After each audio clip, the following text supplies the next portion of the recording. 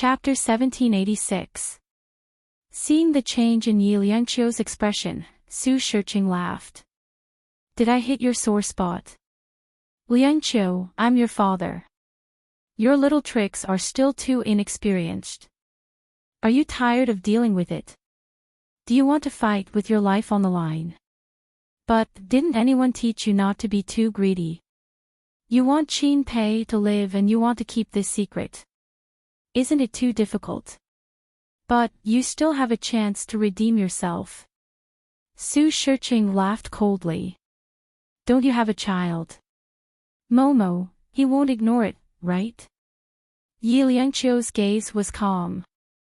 Su Shiqing, it's a pity that you're a human.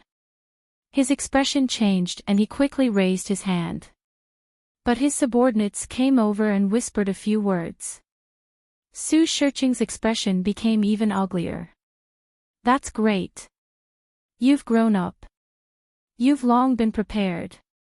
He looked at her and then at Ah Xing. Then, you can only die.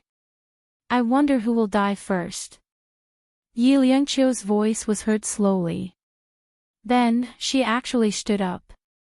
She held a gun in her hand and pointed it at Su Shiqing. Ah Xing, who was behind her, stood up too. There were only a few lonely ropes left on the ground. Su Shiqing retreated and the people behind him immediately blocked him.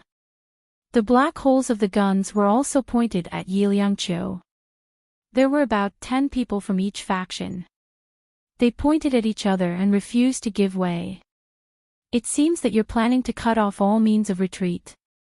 You don't want Qin Pei to live anymore, do you? Su Shiqing said with a fake smile. His face was like a dummy with a layer of wax. Yi Liangqiu took a step forward. Dad, didn't you just teach me not to be too greedy? So, whether he lives or not depends on his luck.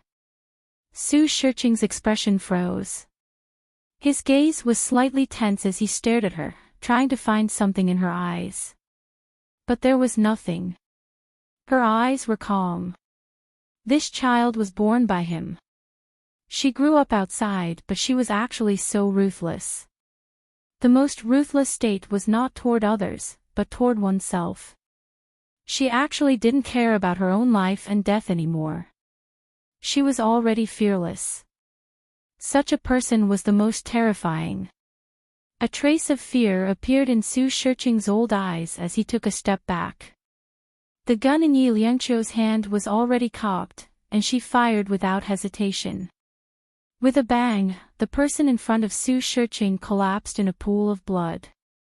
Su Shiqing paused his steps and smiled coldly. Liangqiu, do you really want to cause a rift between father and daughter to this extent? I only hate that I didn't do this earlier. Yi Liangqiu looked at him, her voice as cold as water. Today, only one of us can walk out of here. I won't feel uneasy if I kill you. Because this person was not her father, but a demon. How many people had he killed? Su Shiqing chuckled. Liangqiu, don't be naive. Do you think that if you kill me, you can walk out of here? He raised his head. There's a bomb here. As long as you press the switch, everyone will be smashed into pieces. Bang! It's like fireworks. He looked at her. Just treat it as fireworks for Qin Anlan's engagement. Think about it. Are you willing to do that? Yi Liangqiu's voice was tense. There's nothing to be unwilling about. Chapter 1787. Su Shiqing watched with her. Liangqiu, shoot. If you shoot, I'll immediately blow up Qin Pei. I think it can even be used as a special program for Qin Anlan's engagement. Yi Liangqiu's gaze fell on Qin Pei. She had seen Qin Pei 3 times and each time, she saw blood. The first time, Anlan's mother left. The second time, Ah Xing was crippled. Who was it this time? Her gaze slowly returned to Su Shiqing's face and she said calmly, the reason you're telling me so much is because you don't want to fight to the death with me, right? She smiled lightly. You're thinking about everything that shouldn't be there. Amlan's mother, King Entertainment, but you don't know that I've already given away your life's work. Su Shiqing's gaze tensed. What did you say? There's no harm in telling you that I've already transferred the ATV shares under my name to Qin Anlan's name. At this time, the contract has already taken effect. Yi Liangqiu tilted his head and smiled. Don't you think this is the best engagement gift? Su Shiqing was obviously furious. How dare she do this? How could she give away his life's work to someone else? And to the Qin family.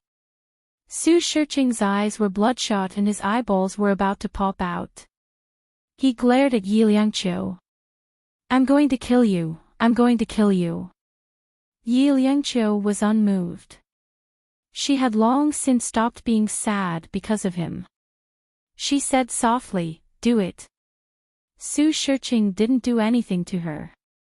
Instead, he ordered his men, kill Qin Pei.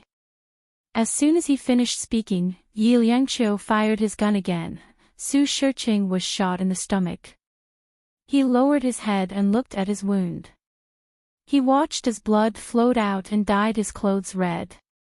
When he looked up again, it was her cold face. He fired again without hesitation. Great. Su Shiqing smiled coldly. I've trained a female devil to kill without batting an eyelid, right? He dodged one of her bullets, grabbed the gun beside him, and fired at her. To him, she still had value. Yi Liangqiu was shot in the left hand. The bullet had pierced through her hand.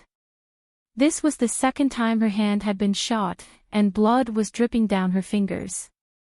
Xing stepped forward and fired a few shots at Su Shiqing. Both sides were engaged in a chaotic battle. As for Qin Pei, he seemed to have been forgotten. Su Shiqing did not want to die. This old monster had not given up. He hadn't lost yet. As long as he held on to that secret, it didn't matter if Qin Pei died or not. He reached out and pressed a button. Instantly, a red light swept through the villa. Su Shiqing laughed coldly. Yi Liangqiu, you can continue to fight to the death with me. But in the end, none of us could get out. In 5 minutes, this place will be flat. He was prepared. He was always worried about her and always guarded against her. The villa was filled with smoke. Su Shiqing didn't want to play with her anymore. She was out in the open while he was in the dark. He could settle scores with her any time. However, Yi Liangqiu knew that she only had one chance.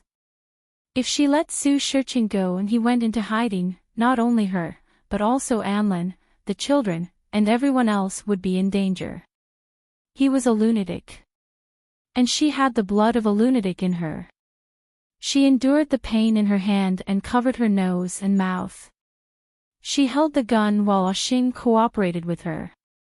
They walked forward step by step, looking for Su Shiqing. Chapter 1788. In the smoke, Su Shiqing gritted his teeth and said, Are you crazy? There's less than 4 minutes left. Dad, I've fulfilled my filial duty to die with you. Yi Liangqiu's voice was calm. Then, she shouted loudly, Qin Pei. Whether he lives or dies is out of my control. However, I will protect Anlan. She paused for a while and continued, We have 3 children. Qin Pei whimpered. Yi Liangqiu's heart skipped a beat. She probably knew that he couldn't speak anymore. She quickly squatted down. As expected, there was the sound of bullets flying past. It's a pity that I didn't kill you. Su Shiqing's voice was strange and creepy. Liangqiu, if you weren't my daughter but my opponent, it would be fun. It's a pity that you can't even deal with K.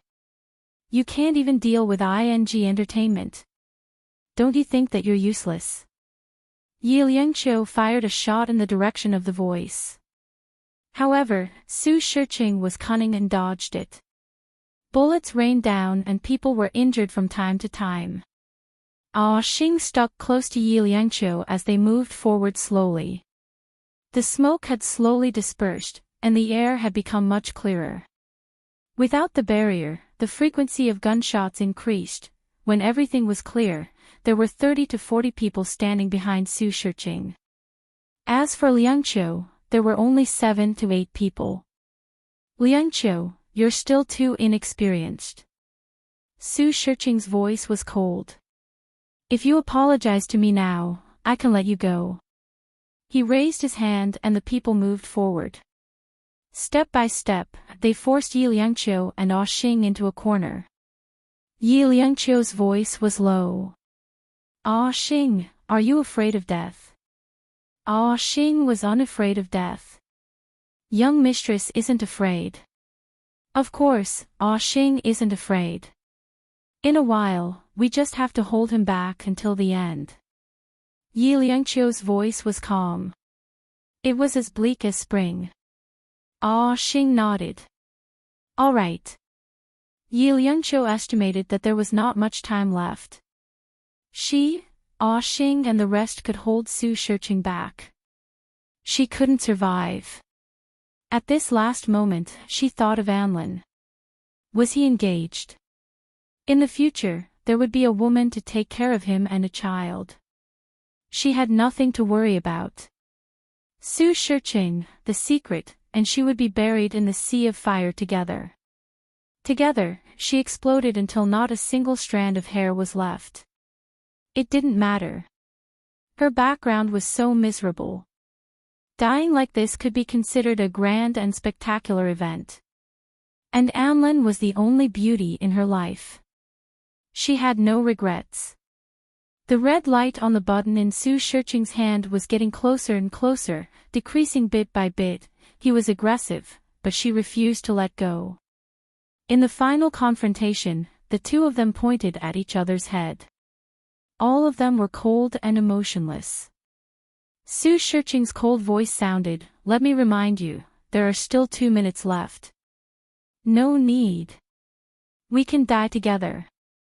Yi Liangqiu raised the gun with her right hand.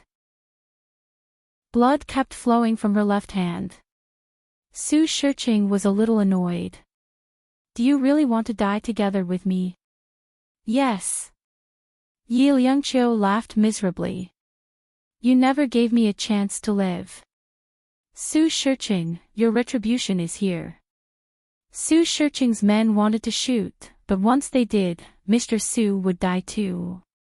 Yi Liangqiu was trying his best to perish together with him. No one dared to move. The air seemed to have frozen. At this moment, there was a voice at the door. "Let her go." Chapter 1789. The air seemed to freeze. And at this moment, a voice came from the door. "Let her go." Su Shiqing chuckled softly. His laughter was extremely unrestrained. Su Shiqing chuckled softly. His laughter was extremely unrestrained.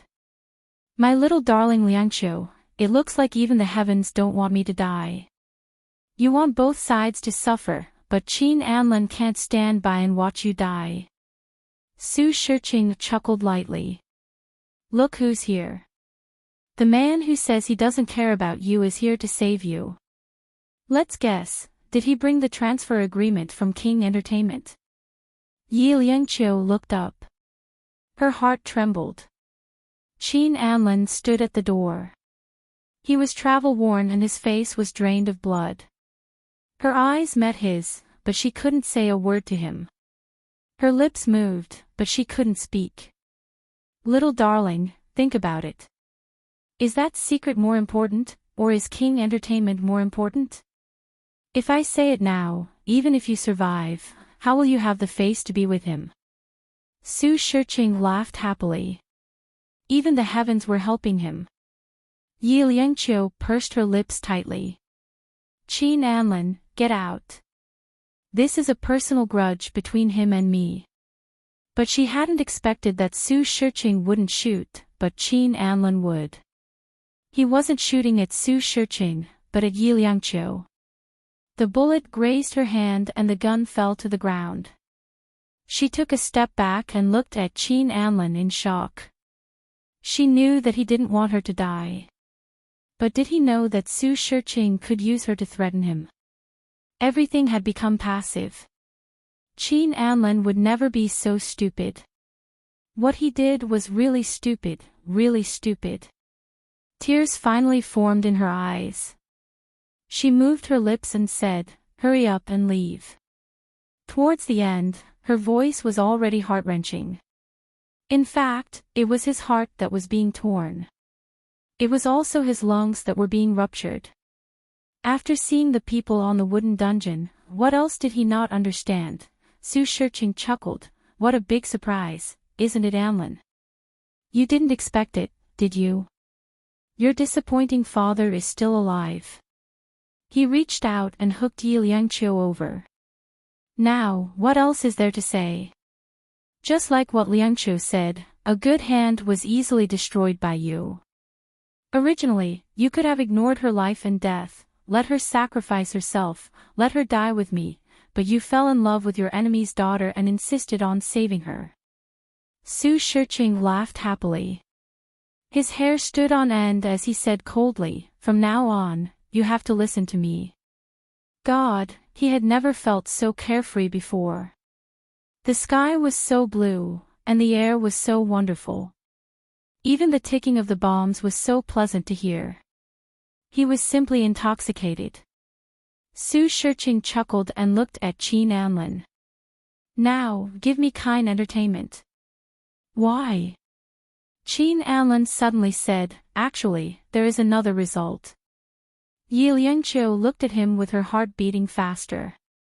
His gaze was gentle. "Liangqiu, don't be afraid." He looked at Su Shiqing again. "Isn't it just death? At most, the three of us will die together." He raised the gun in his hand and chuckled. "She is not afraid, what else do I have to be afraid of?" Su Shiqing was stunned for a moment, and then he laughed. "Anlin, why do you have to do this? Is it worth it for your enemy's daughter?" Chapter 1790. Qin Anlin looked at Su Shiqing quietly. His expression was unbelievably calm, as though he couldn't hear the countdown timer. His voice was low and slow as he said, "Whether it's worth it or not, that's my business." He paused for a moment and said in a calm tone, "I think that if I don't want to, none of us will be able to walk out of here." Su Shiqing was obviously not as calm as he used to be. His cloudy eyes showed that he had lost the upper hand, and he said sternly, "How dare you?" He muttered, "I was actually deceived by you." Qin Anlin interrupted him, and his voice became even calmer. "No, I lied to myself." He looked at Yi Liangqiu and smiled. "Liangqiu, I'm here. Are you happy?" Yi Liangqiu shook her head desperately, and her tears kept falling. "Anlin, go away. Don't worry about me." Her voice was almost tearing. "I don't need you to care about me. Go back and get engaged. Go." Tears fell uncontrollably, covering her eyes like rain. She couldn't see it, but she could feel that his gaze was gentle, and he kept looking at her. In the most dangerous times, he was very calm. Because he had already decided to use himself in exchange for her safety. In the past and now, everything she did was for him. The truth wasn't that important. Between him and Liangqiu, the most important thing was that she loved him, and he still loved her. They used to be like children, testing each other and hurting each other. But from the beginning to the end, they had left some leeway for their feelings. Yes, they had never given up. She didn't, and he wouldn't either. Qin Anlin's heart had never been so clear before, but on his face, it was calm. "All these years, I've never regretted being good to you, or being bad to you." He smiled faintly and looked at her, saying almost cruelly, "Yi Liangqiu, I'll give you two choices. The first is that the three of us die together, the second is that you live. Before Yi Liangqiu could answer, Su Shiqing had already said, Qin Anlin, do you think you can decide everything? If you can't, then let's just die together. Su Shiqing paused for a moment but continued to negotiate. Use your life and King Entertainment to exchange for her. Sure. Qin Anlin raised his hand. Bring me the document. Su Shiqing didn't expect it to go so smoothly. He was so excited that he was about to go crazy, he simply couldn't believe it. After being stunned for a moment, he stared at the document. Qin Anlin stood there, pinching the document with his slender fingers. You can check its authenticity. Su Shiqing's voice trembled, let me see. He couldn't believe it. He really couldn't believe it. He was about to reach the pinnacle of his life. Yi Liangqiu shook her head gently. Anlin, don't. It's not worth it. Her voice was mournful. I'm his daughter. I'm not worth it. Qin Anlin's gaze was burning as he looked at her. It was even hotter than when they had their wedding. At this moment, his emotions were so strong that they were about to overflow and he couldn't control himself. But he still had to endure it with all his might, because he wanted his Liangqiu to live. The people beside Su Shiqing went over and handed the document to Su Shiqing. Su Shiqing's fingers were trembling. Finally, he had finally gotten King Entertainment. His lifelong wish. Chapter 1791. He had finally won. He had finally obtained everything. Finally, his life was complete. Suddenly, Su Shiqing laughed maniacally again. Qin Anlin, you're such an affectionate person. He laughed happily. One more minute. He looked up. Do you see that? There's a wooden cell above and Qin Pei is inside. Letting you father and son die together can be considered as having no regrets. He couldn't hide the ecstasy in his heart. His body stiffened and trembled like a candle in the wind, struggling on his deathbed. That look was terrifying. Yi Liangqiu wanted to snatch the document away, but Qin Anlin stopped her. He only said softly, Liangqiu, the three children are waiting for you at home. He had heard Su Shiqing's words just now and could roughly guess that his mother had been unbearable in the past.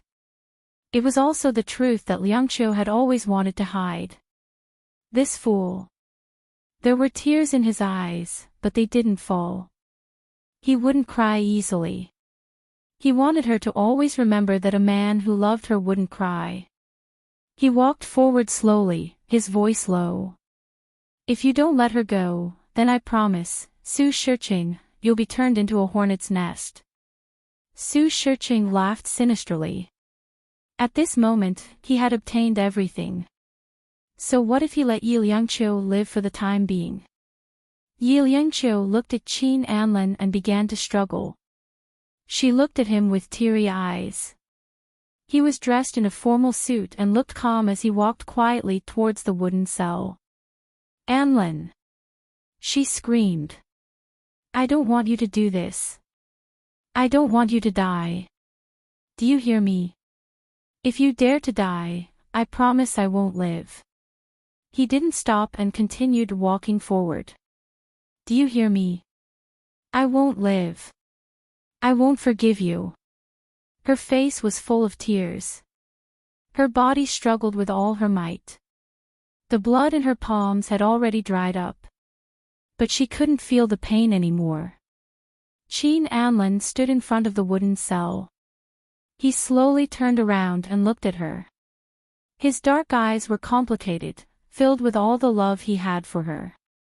But at this moment, there was only love left. He looked at her and said softly, Liangqiu, be obedient. No, I don't want to be obedient. Anlin, come down. She struggled desperately, crying incoherently. Anlin, come down, even if we die together, it's better than this. Come down, come down. As he struggled, the blood on his finger dripped down drop by drop.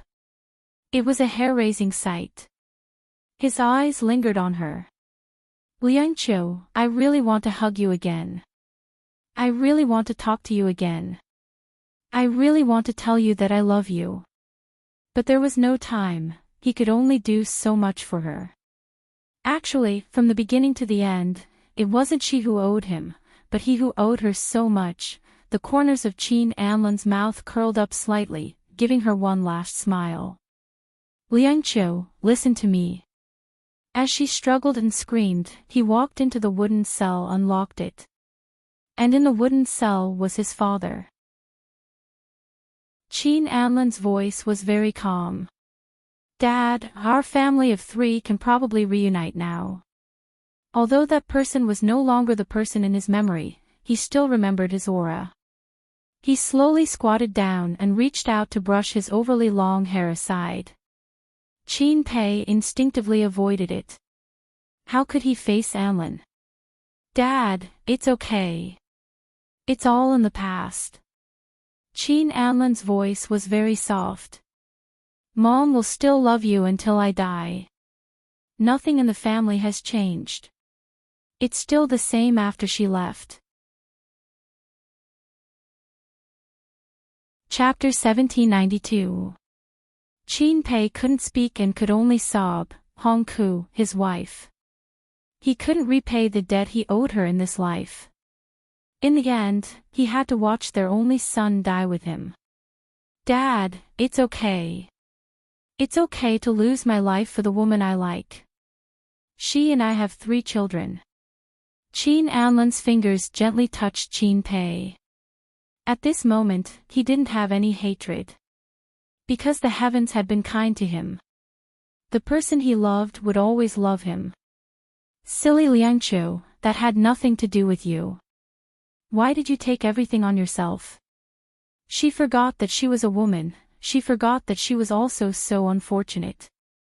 What did she do wrong? Qin Anlan stood up slowly. Su Shiqing, let her out. I want to see her out first. Su Shiqing wanted to say something. Qin Anlan's tone was very firm. I'll count to 3. If you don't let her go, we'll die together. Su Shiqing's mouth opened. Qin Anlan had already counted. 1, Yi Liangqiu shouted hoarsely, Anlan, I'm not leaving. I don't want to go. I want to be with you. Even if I die, I'll be with you. I don't want to leave you again. I don't want it anymore. His gaze was cold as he counted. 2. 3. Su Shiqing instinctively let go. He didn't want to die yet. The moment he let go, Yi Liangqiu ran towards Qin Anlan with all her might. She didn't care about life or death. She just wanted to be with him. She was wrong. She thought that she was sacrificing herself for him. But in the end, he still wanted her. He still loved her. Anlan, I won't leave you. I won't be stupid in the future. You're mine, mine alone.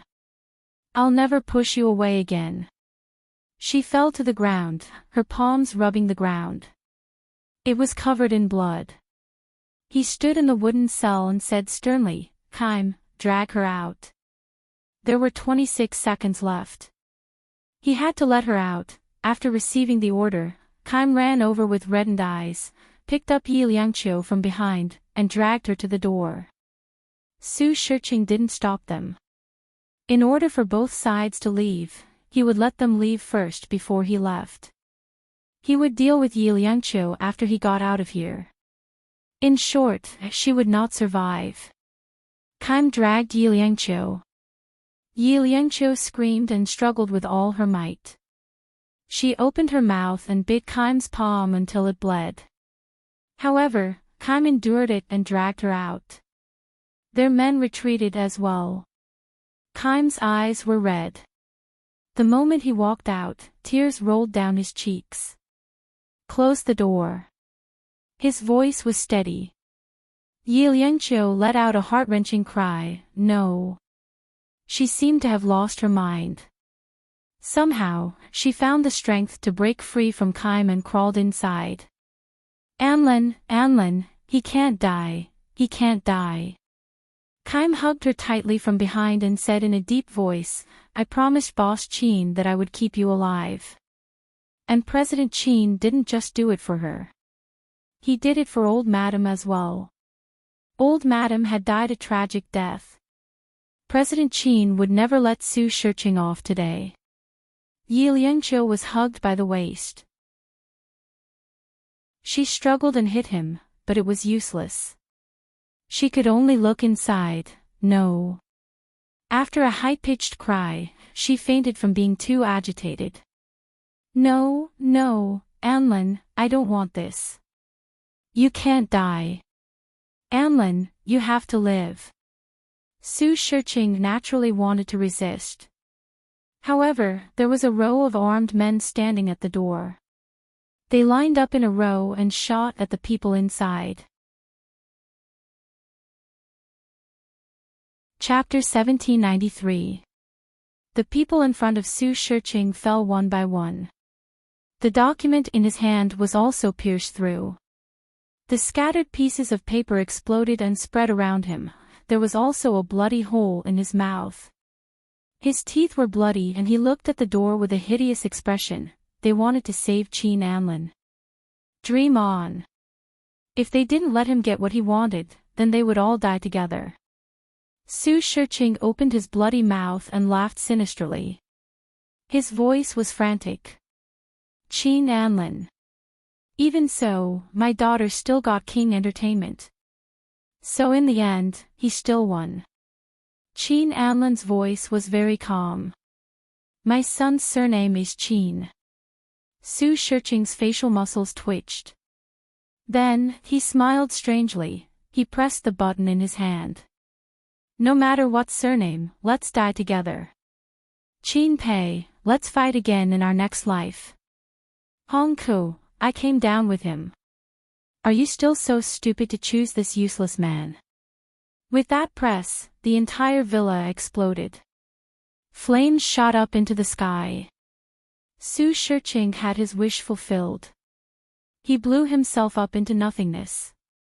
Just like the papers in his hand, he fell into a sea of fire. Everything disappeared. Including his ambition. And just as the pieces were flying, in the wooden cell, the half-body lying on the ground pressed his son under it. Qin Pei's body, like Su Shiqing's, was blown up beyond recognition. His skin and flesh were split open. However, he had to hug his son. After so many years, he had regretted it.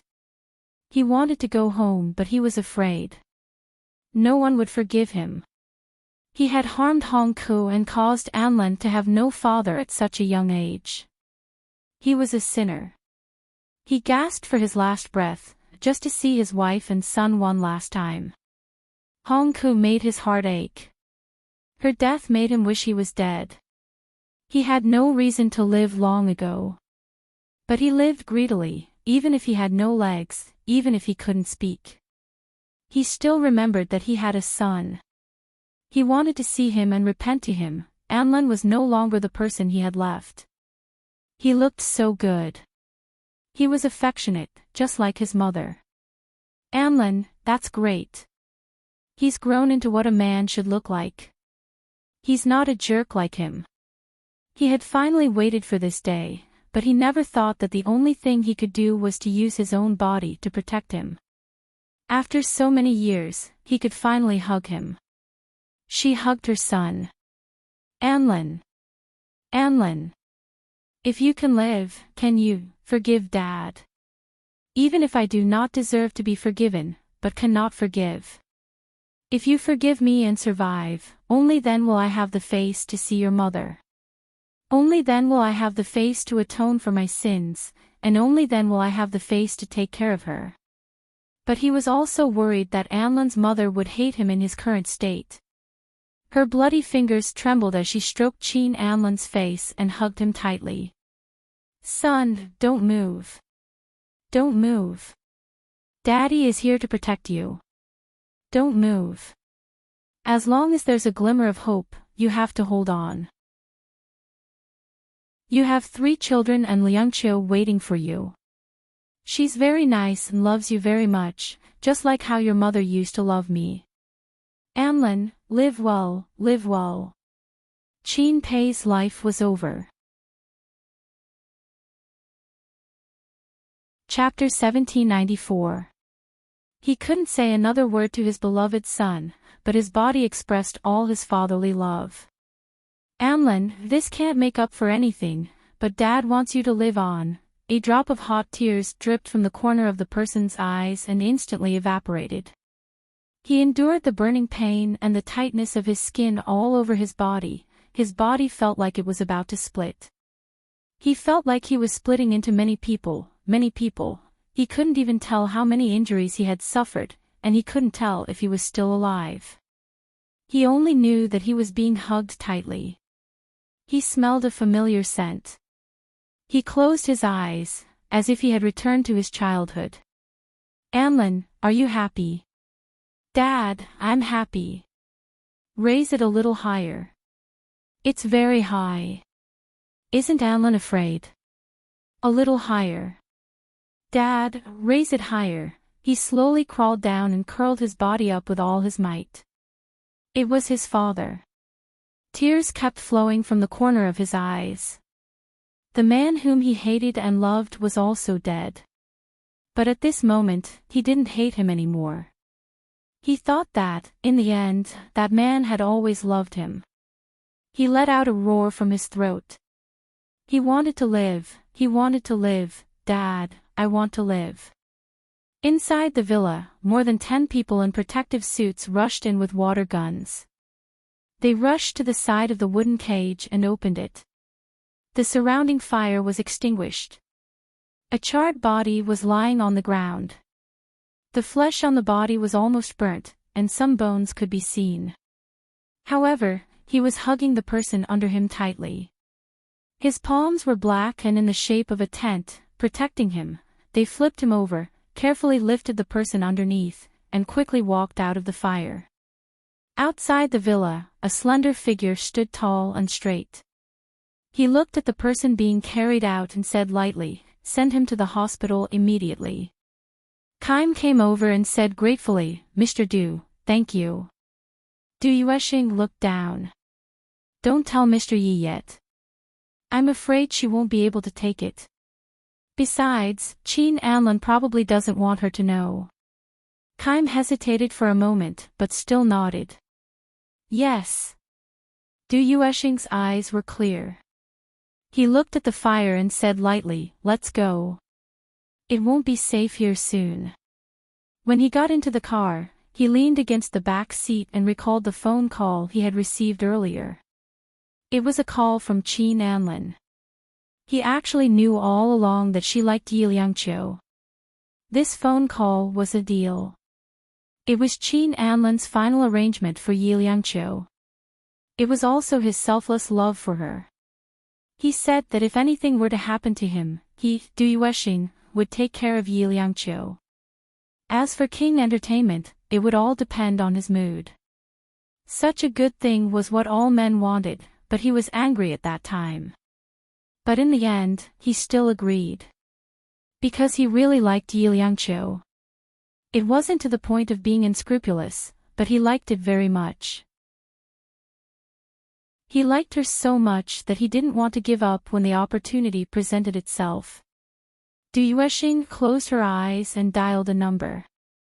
If it can't be treated at home, send it directly to the United States. When he opened his eyes again, his gaze was heavy. He thought that he should go and see Yi Liangqiu. By the time Yi Liangqiu woke up in the hospital, it was already 2 days later. She opened her eyes abruptly and lifted the quilt as if it was a reflex. Her mind was in a blur, but she knew that she had to look for it now. What was she looking for? Anlin. Anlin, just as she fell to the ground, her body went limp and she fell to the ground. The drip on her hand fell off and blood stained the hospital gown. Chapter 1795. An elegant voice rang out, "You're awake." He gestured to the nurse beside him to help her up, but Yi Liangqiu refused. She struggled frantically, calling out Qin Anlan's name. At this moment, she had already remembered everything.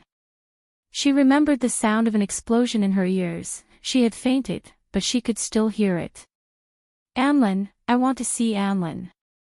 She struggled with all her strength, but it was in vain. She was extremely weak, but even so, she was still throwing a tantrum. Tears slid down the corner of her eyes, forming a watery glint. Du Yuesheng finally got up and gestured to the nurse with his eyes. The nurse released her hand, and Yi Liangqiu fell into his arms. She refused and struggled with all her might, but how could she resist him with her strength? With just a little bit of strength, he was able to trap her entire body. The man, who had always been stern, said in a low voice in her ear, "He's not here anymore. Calm down." Although it was cruel, he said it easily. She would throw a tantrum, but not saying it would be even more cruel to her. Yi Liangqiu was stunned. Not here anymore. What did he mean? She stared intently at Du Yuesheng, searching his face and his eyes for something, as though she was looking for an answer. "What are you talking about?" Her voice was very soft. "Can you tell me where Anlan is? Where is he? Is he also in the hospital? Is he injured?" Her expression was careful, as though she didn't dare to speak too loudly. If she did, the last dream in her heart would be shattered. That kind of her made his heart break. And her weakness, her pain, were all because of someone else. Du Yuesheng was still a person who cared too much about relationships. When necessary, he could be very ruthless. Since he wanted her and wanted to be with her for a long time, then nothing else mattered. His voice was a little sorrowful. "Qin Anlan, he's dead." "Dead? Dead? How could he be dead?" No, he must be lying to her, right? Anlan was an omnipotent and intelligent person. He wouldn't die for her. He definitely had a way to escape. He was the kind of person who would only do things if he had a foolproof plan. He wasn't an impulsive person. How could he die? She covered her head, refusing to accept such an answer. She desperately said, "No, no, he won't die. You're lying to me. Go away, go away. I want Anlan, go away." She bit her lip so hard that it bled. Blood flowed down from the corner of her mouth, and it was dark red. Du Yuesheng sighed, "Liangqiu, my condolences." She didn't need to grieve. What does she mourn for? Her Anlan was not dead. She did not need him. She wanted to find Anlan right now, right now. He frantically pushed Du Yuesheng away and stumbled outside. After taking 2 steps, his legs gave way and he collapsed. He crawled up and ran again. Just like that, he stumbled out. By the time he reached the door, he was already extremely weak. The young nurse said worriedly, "Mr. Du, do you think we should use Valium?" "No." Du Yuesheng refused without thinking, "She's pregnant. I'll follow her. Don't go over." As he spoke, he followed behind Yi Liangqiu and watched as she ran forward with all her might, calling out Qin Anlan's name with all her might. She pushed open the doors of the wards and searched them one by one, calling out to him. "Anlan, come out. You're inside, aren't you? You must still be angry, right? That's why you deliberately got someone to tell me that you're not around. I don't believe it. I won't be fooled." Chapter 1796. They must have been lying to her. Anlan would not die. He definitely would not die. Yi Liangqiu searched desperately. She pushed open the doors of the wards one by one. Those messy faces were not her Anlin. She lifted the quilt of those people. She was called a lunatic, but she did not care at all. Dragging her remaining body, her palms bled again. The blood dripped onto the hospital floor drop by drop, until she felt hopeless. At the end of the hospital corridor, the sunlight could not penetrate the glass, leaving only a faint afterglow. Yi Liangqiu squatted by the wall. She held her head with her hands and buried her face deep in her knees. At this moment, she was not the strong Yi Liangqiu, the queen of music, or even the mother of 3 children. She was Yi Liangqiu who had lost her lover. Everything seemed to have returned to the past, to the time when she had nothing. Her body used to be so tough, but at this moment, it was so fragile. She cried hoarsely, venting the pain in her heart. Her cries became louder and louder, becoming heart-wrenching. Anlin. She closed her eyes and called his name. A flock of white pigeons flew up in the square of the hospital. The pigeons were startled and flew up to the sky, blocking the sunlight in the long corridor. The light was getting dimmer and heavier. She squatted there alone. It was as if she was the only one left in the world, and in the ward where she was squatting, a body was lying quietly. His body was full of tubes. He was lying there, his whole body was tied up like a plaster cast. He could not move at all. His eyes were tightly shut. Only a pair of eyes could be seen on his face. They kept trembling, but he could not open them at all. His consciousness was distant, and his body was like fragments, piecing together piece by piece. He heard someone crying. Whose voice was that? Was it Liangqiu? Was it his Liangqiu?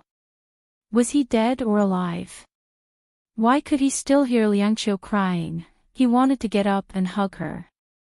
But he did not even have the strength to blink, let alone stand up. He had regained some of his consciousness, but that also meant that the pain had intensified. Excruciating pain.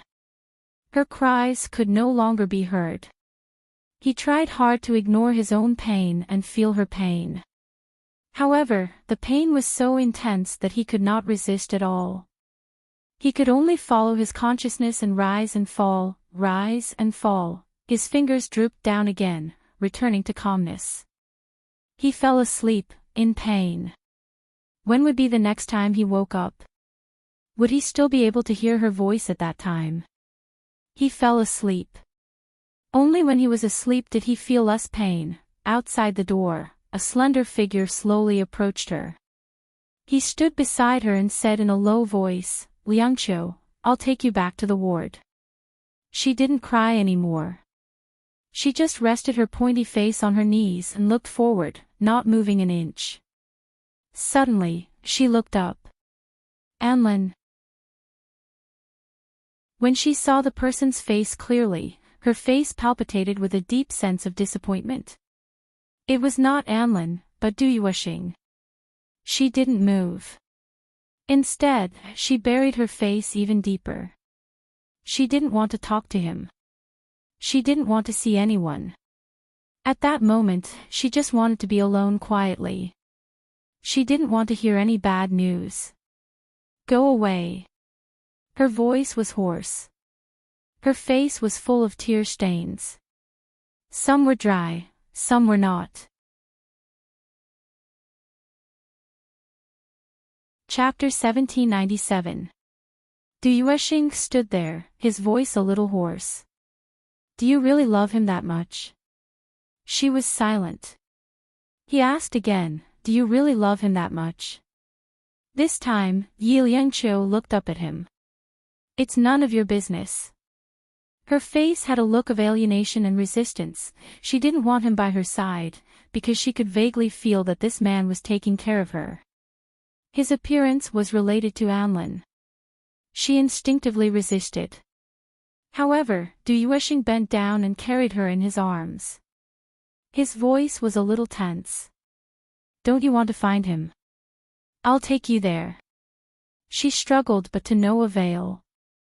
He hugged her tightly and strode towards the opposite building.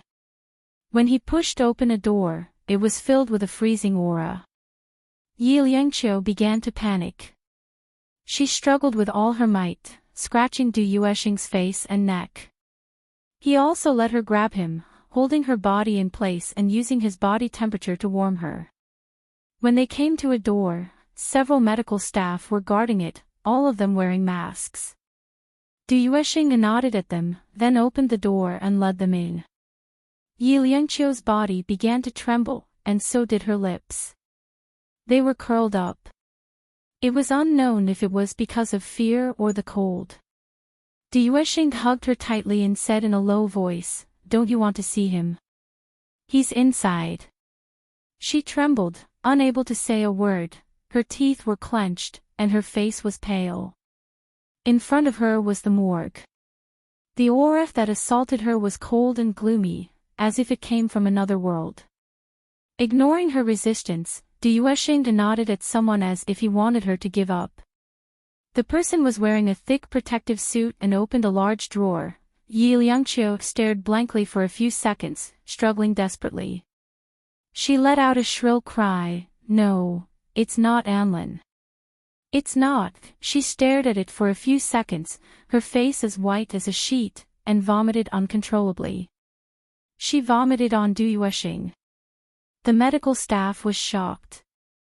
"Mr. Du Yuesheng stopped him. It's fine." He carried her out slowly and waited for her to finish vomiting. He patted her back and wiped the stains off the corner of her mouth. Yi Liangqiu was lying in the corridor of the hospital, her fingers on the windowsill. She stared blankly at the vast expanse in front of her, as if she couldn't see anything. Her eyes were burning. She could still remember that there was a man's ring on the hand of the burnt body. It was their wedding ring. He was still wearing it. Yi Liangqiu's fingers clung to the window frame, and her body swayed. But she still struggled to stand up. He stood up slowly and walked forward step by step. Du Yuesheng followed behind and tried to help her up, but was waved away by her. "Mr. Du, we met by chance, you don't have to be so nice to me." Her voice was cold without much emotion. However, she stumbled as she walked. She held on to the wall and walked forward step by step. She didn't need anyone else. If Enlon wasn't around, she would be fine alone. She used to think that death would be easy, but now, it was very difficult. Du Yuesheng watched her slowly leave from behind. He somewhat understood why Qin Anlin liked her so much. He originally treated her as a substitute, but now, he seemed to like her a little. Chapter 1798. Yi Liangqiu was sick. Qin Anlin's funeral was handled by Kaim and Du Yuesheng. It was done in a low-key manner. But no matter how low-key it was, there were still people who came to cause trouble. The atmosphere in the Qin family's old residence was cold. Yi Liangqiu was dressed in plain clothes. She looked at the Shen family's parents and Shen Ruo. As for why they were here, she thought she knew. Aunt Su arranged for Miss Shen's family to offer incense. Yi Liangqiu supported her sickly face. Her face was pale and sickly. Aunt Su suffered a huge blow. When the old lady died, she didn't come back to her senses. But when the young master was gone, she woke up. Now, the young master left behind 3 children, and Liangqiu was their mother. No matter what, when the young master was gone, the young master and young miss were the Qin family's hope. Protecting Liangqiu meant protecting the children's status. Everyone else was an outsider. Only Su Xiao had been in the Qin family for decades. Her words carried some weight. She said word by word, "Invite Miss Shen to offer incense." Shen Ruo didn't move. The Shen family's mother said sharply, "Su Xiao, you might have said something wrong. Why can't you tell who's more important now? Our Shen Ruo is the young mistress of the Qin family. It's not her place to speak in the Qin family, don't you think so?" Su Xiu indifferently lit the incense and bowed to the old lady's portrait 3 times. Then, she turned back and said slowly, Liangqiu is the mother of the Qin family's heir. Why can't she speak? Our Shenruo is Anlin's fiancée. She is more qualified to inherit the Qin family's inheritance. The Shen family's mother snorted. Did you forget the engagement banquet not long ago? Su Xiu's expression was very cold. She had the demeanor of a big family. Mrs. Shen, you know that she is unmarried. If she is not married, how can she be legally valid? The Shen family's mother was stumped. She looked a little embarrassed, but she was still unwilling. Then what about this bitch? Why is she standing here? She caused Anlin's death. Crispy Sleeve was still unmoved like a mountain, because she is loved by young master and liked by old madam when she gave birth. Shenruo's mother gritted her teeth. Shenruo is pregnant with Qin Anlin's child. Everyone present jumped in fright. This. Although the young master loved Liangqiu, he was angry at that time and Shenruo was his fiancée. It was not impossible for him to do something out of line. Hence, Qingxiu was stunned. Because if it was the young master's flesh and blood, she wouldn't dare to say that she would abort it, but in the end, he was still a scourge. This child was just a tool to fight for the family property.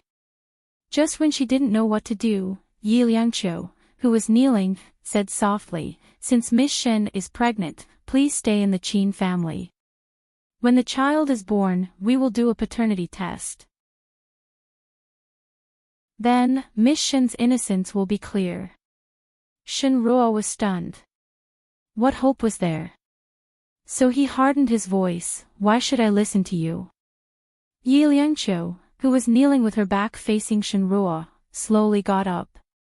She came back to her senses and looked at Shenruo quietly. Because I own 50% of King Entertainment's shares. Is that enough? Shenruo was stunned. How was that possible? Yi Liangqiu, I don't believe it. I won't believe it even if I die. Shenruo recalled that day when Qin Anlin left. Had he made up his mind then? Just because of Qingxiu's words, he believed Yi Liangqiu and gave King Entertainment to her. When he left, he decided to sacrifice himself for Yi Liangqiu. Then what was she?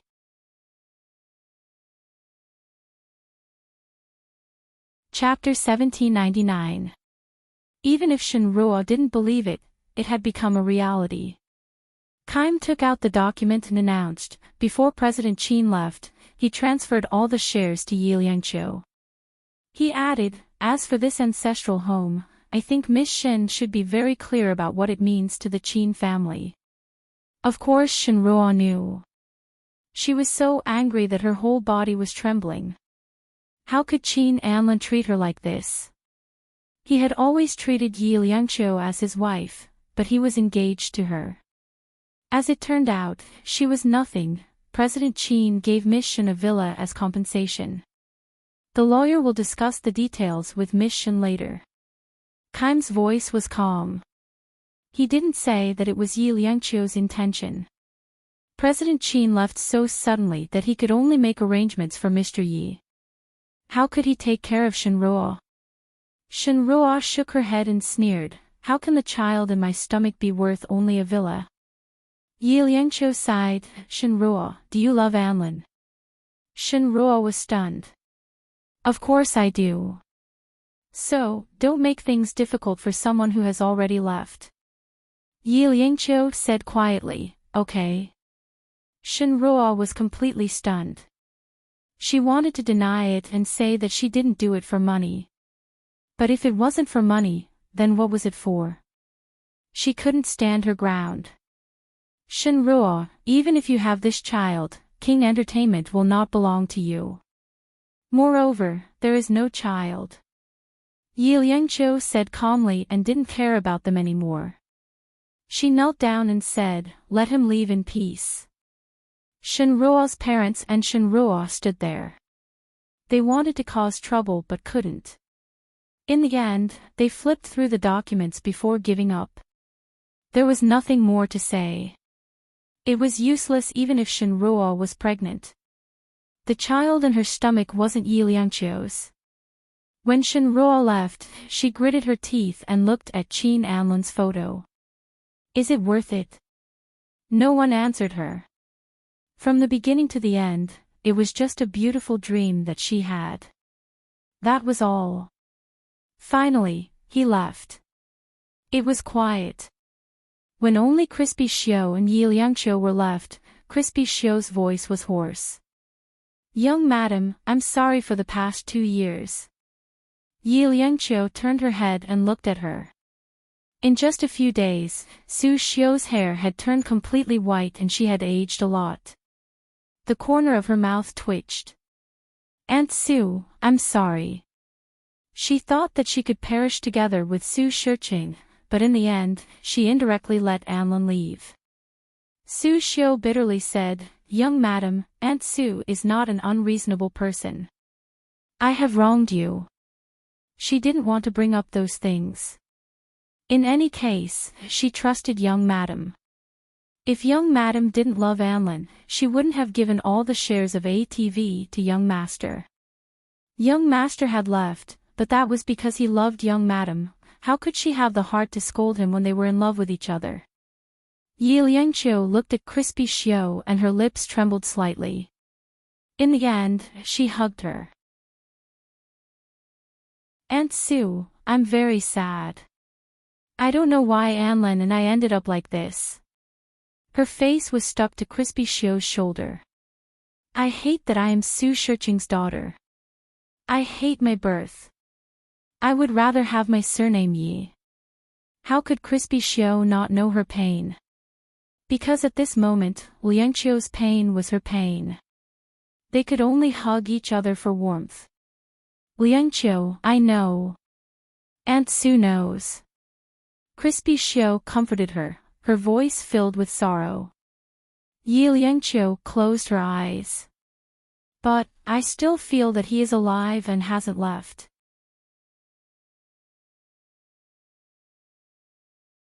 Chapter 1800. Su Xiao's sorrow was no less than Yi Liangqiu's. She had been in the Qin family her whole life and was half a member of the Qin family. Old Madam and Anlan had both left. Her heart was empty and she had lost her pillar of support. But Liangqiu was back and there were still 3 young masters and young mistresses.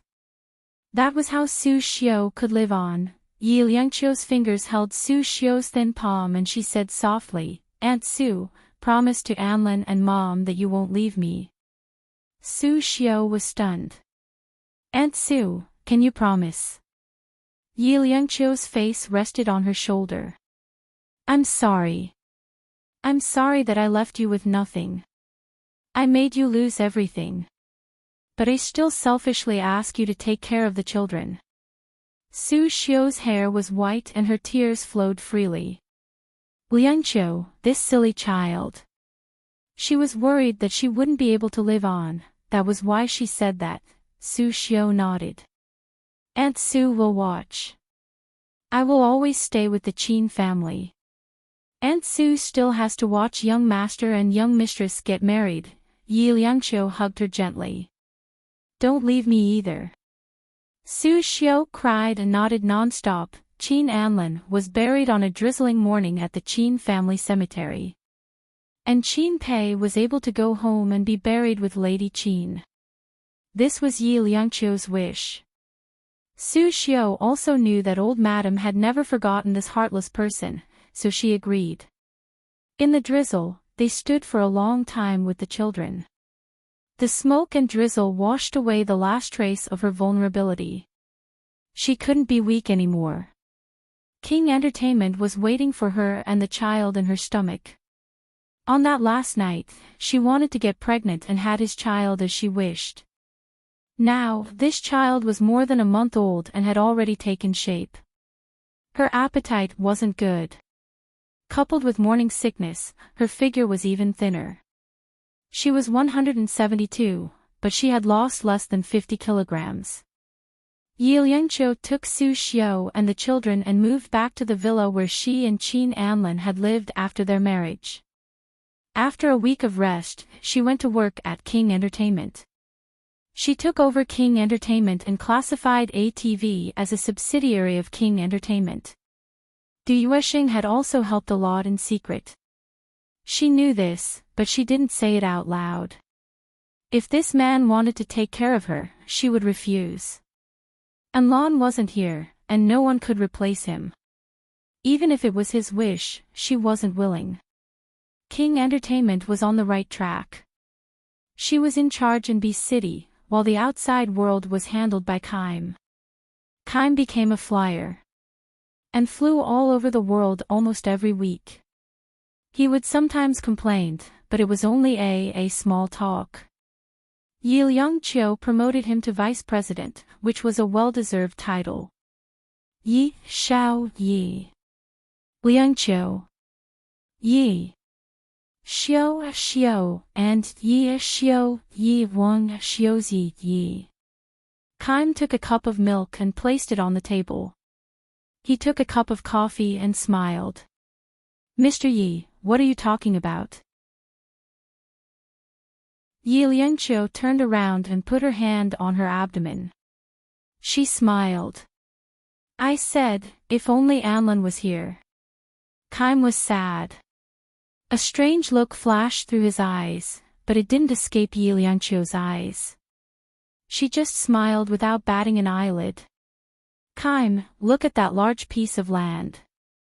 In the future, it will be built into a park. It will be very beautiful from here. Kaim smiled. President Qin will like to plant a maple tree. Because maple trees would turn red in autumn, and Mr. Ye's name had the meaning of autumn. President Qin would definitely like it. Yi Liangqiu smiled faintly. Okay.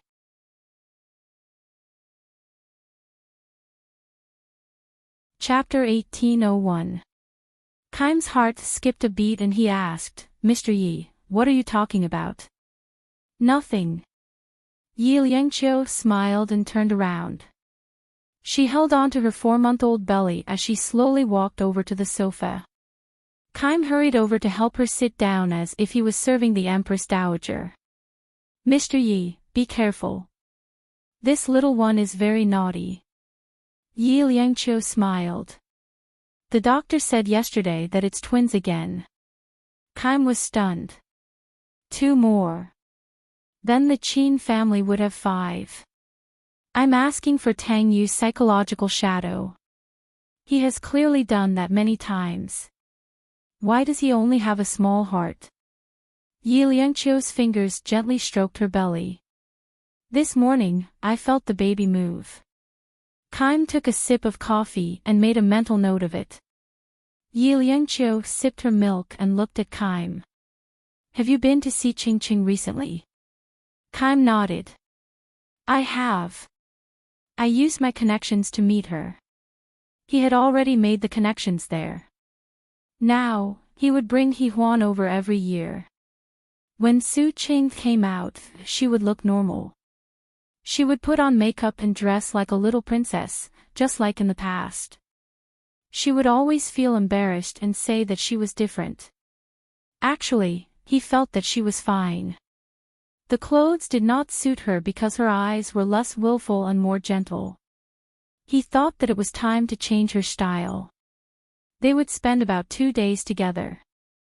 They would be like a normal couple. But when they parted, it would be a little sad. At first, Su Cheng was a little uneasy. She was always afraid that he would regret it and that he would not be able to wait any longer. He never promised that he would just pick her up on time next time. He was also careful not to let her get pregnant again. He had He Huan. It was already his sin to let her give birth to He Huan in prison. How could he bear to do that? 10 years. Only 10 years. They would see each other 10 times. Then, they would be together forever. When Yi Liangqiu saw the smile on Kaim's face, she knew that he must be satisfied. She whispered, I never thought that you and Ching Ching would end up together. Kaim couldn't help but think of Qin Anlin. His brows loosened a little, and there was a strange look on his face. Yi Liangqiu pursed her lips and finished the milk. Well, you should go back early. You just came back from the US yesterday, right? Kaim nodded. The branch company there has also stabilized, so you don't have to work so hard in the future. Yi Liangqiu's tone was indifferent as she looked at Kaim. However, Kaim didn't suspect anything. He smiled faintly. It's fine. Recently, the domestic capital market has been sluggish. I'm still very optimistic about the overseas market in the mainland. Yi Liangqiu nodded. I trust your judgment, but you can't be too busy. Take good care of He Huan. Kaim nodded. I will. When they were about done talking, Yi Liangqiu slowly got up. I'll be going for a prenatal checkup later. You should go back and rest early. Linda was still accompanying her. After sending Kaim off, Linda turned around and whispered, Mr. Yi, do you think there's something wrong with Vice President He? Yi Liangqiu shook her head. No, I've never doubted Kaim's loyalty to the company. Linda was a little confused. She didn't doubt it, but she saw that CEO Yi was very interested in Kaim. Kaim didn't feel it herself, but she had been watching over him and could see it clearly. Linda didn't dare to ask further. She picked up Yi Liangqiu's coat and said softly, Mr. Yi, it's windy outside. You should wear more clothes when you go out. Yi Liangqiu looked out the window and sighed. It's early autumn again.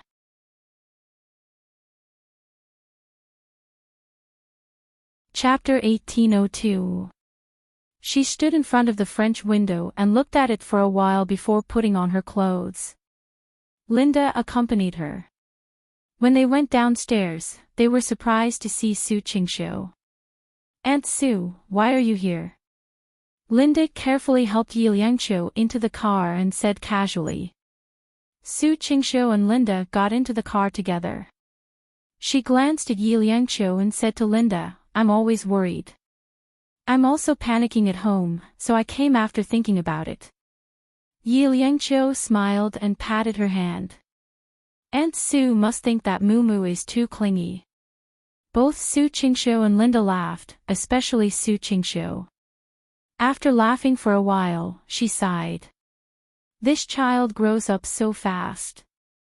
I don't know how long he can stick to me in the future, or maybe I don't have many years to live. Nonsense.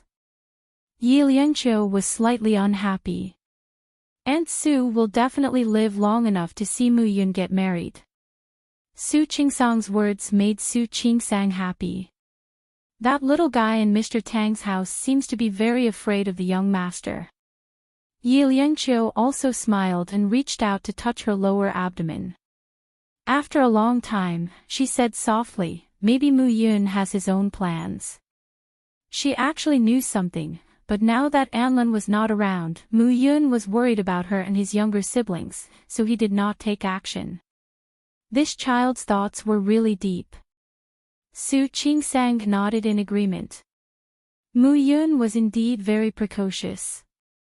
As they spoke, they soon arrived at Xingyuan Hospital. It was still Dr. Mei who took a look at the children. The children were very good. They were 4 months old, and they were all boys, Qin Anlin's strong genes. After finishing the ultrasound, Yi Liangqiu slowly sat up. Dr. Mei's gaze moved from the screen to her face and she smiled. They are 2 strong little guys. Yi Liangqiu made a sound of acknowledgement. She waited for the ultrasound results to come out. She stared at the little black dot on the image and was a little entranced. Dr. Mei also accompanied her. Ever since Anlin's accident, everyone took good care of Liangqiu, afraid that she would take things too hard. After all, when Anlin had just left, Liangqiu had a hard time. When she went out, Dr. Mei supported her. Dr. May had actually reached the age of retirement, but for the sake of Liangqiu's child, she deliberately delayed her retirement. When the two children came out safely, she could be considered to have completed her mission. Yi Liangqiu walked out with her. Su Xiao and Linda were waiting outside. When they saw Dr. May, they immediately asked, "How is it?" "Both adults and children are fine, but Liangqiu is too thin." Dr. May held Yi Liangqiu's shoulders with both hands and smiled gently. "Su Xiao, make more delicious tonics later." When she heard that the children were fine, Su Xiao's eyes narrowed and she couldn't close her mouth. "Of course. I will definitely take care of the mother and children until they are fair and chubby." As she said that, she felt a little heartache. "Thank you for your hard work, Liangqiu. These days, there aren't many girls who are willing to have 5 children." Yi Liangqiu's heart also felt like it was fucking a dog. She said it like a pig. She coughed lightly. Both times were accidents. "I had no choice but to get pregnant with 2. However, she was very clear in her heart. How did the 2 children in her belly come about? That night, she deliberately seduced him, and that was how she got these 2 children. At that time, she thought that if she was alive, these children would be her salvation, but she didn't expect that the one who got into trouble was Anlin.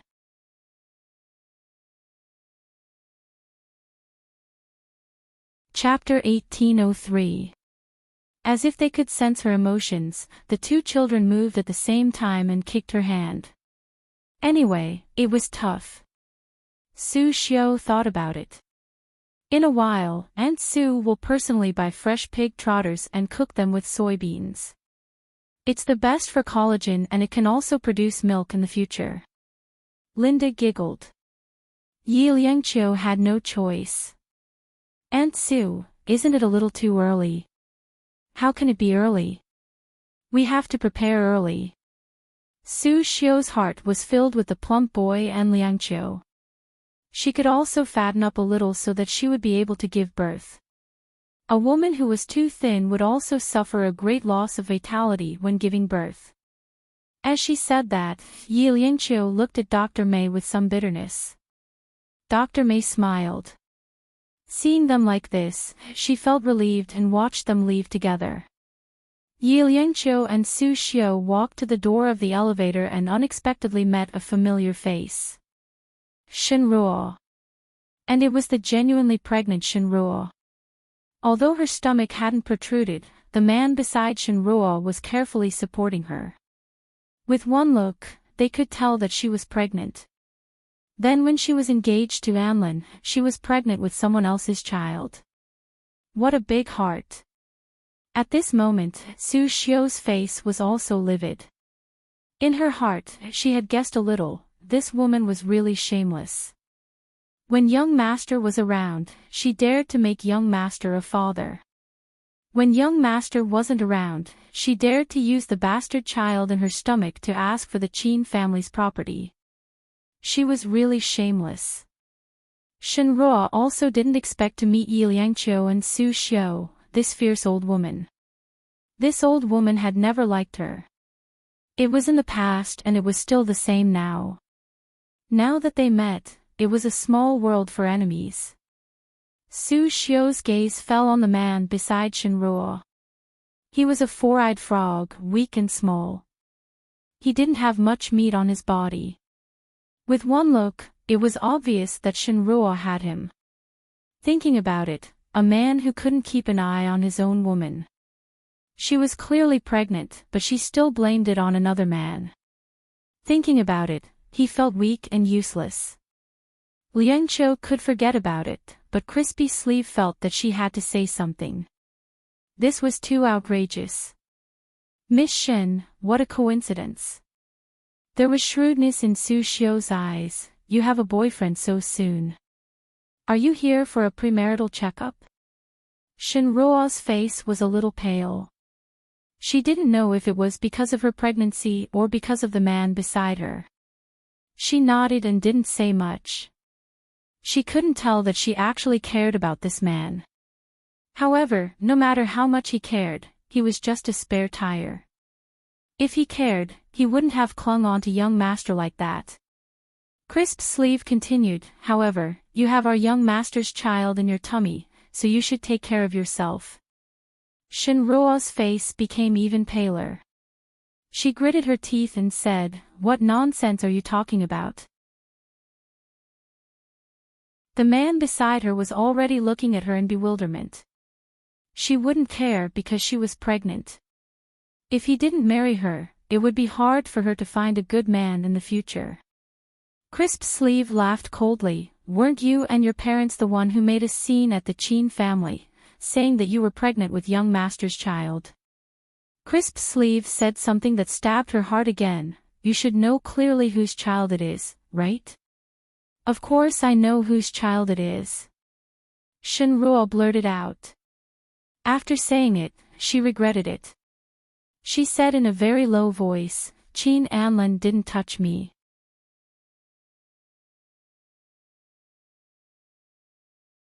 Chapter 1804. As soon as Shinruo finished speaking, Soft Sleeve sneered.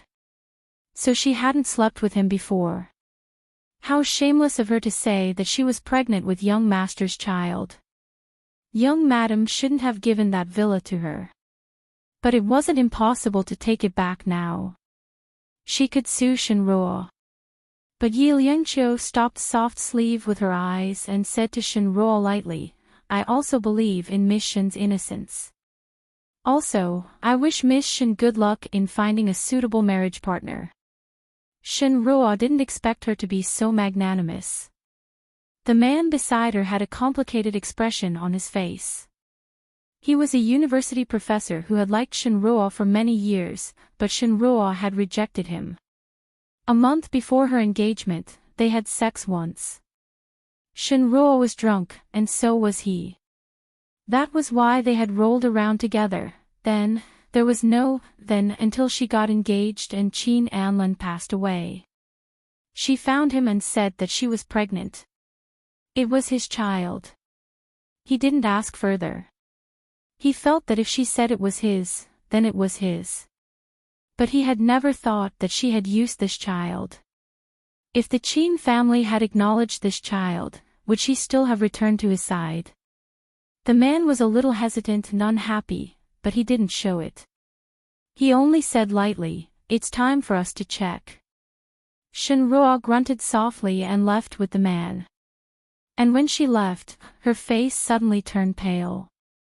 Because she just realized that Yi Liangqiu's belly was big. She was also 4 months pregnant, but Yi Liangqiu's belly was unusually big. Thinking about it, Qin Anlin had decided to get engaged to her, but at night, he hugged his ex-wife and rolled around in bed. It was ironic. Shinruo finally didn't want to stay. She took a deep breath and walked into the obstetrics department. Beside her was the child's father. She should be satisfied. But deep in her heart, she couldn't lie to herself. She only liked Qin Anlin. But he didn't want her. Outside, Soft Sleeve snorted. Luckily, young master didn't marry her. How shameless. Yi Liangqiu looked at Soft Sleeve and sighed. I hope that Anlin will marry her one day. When Crispy Sleeve heard this, her heart ached. Liangqiu had never been able to let go. Her lips moved. She wanted to comfort him, but she didn't know what to say. Because Qingxiu herself was also grieving. They were just giving each other warmth. Yi Liangqiu's gaze landed on Crispy Sleeve's face and she smiled lightly. However, there will never be such a day. If Anlin was still alive, he could only marry her. Crispy Sleeve heaved a sigh of relief and helped Yi Liangqiu to the car downstairs. After getting in the car, seeing that she was in a good mood, Shu Xiu also felt relieved. The car stopped at the supermarket for a while, and Shu Xiu personally bought all the ingredients, preparing to make a good meal at night. Linda also went there for a meal. After dinner, Yi Liangqiu took a walk in the courtyard of the villa. She had this habit, and it was also for the smooth delivery. Mu Yun accompanied her, his big hand holding her small hand. It was a little cold at night, so she pulled Mu Yun's little body into her arms to keep warm. Maybe it was because the little guy was almost 10 years old, so he was a little shy. His little face was a little red and hot, but he still obediently stayed in his mother's arms. Yi Liangqiu looked up at the bright moon in the night sky and sighed. Mu Yun, do you miss Daddy? Mu Yun's body tensed up. He didn't say anything and just hugged her tightly.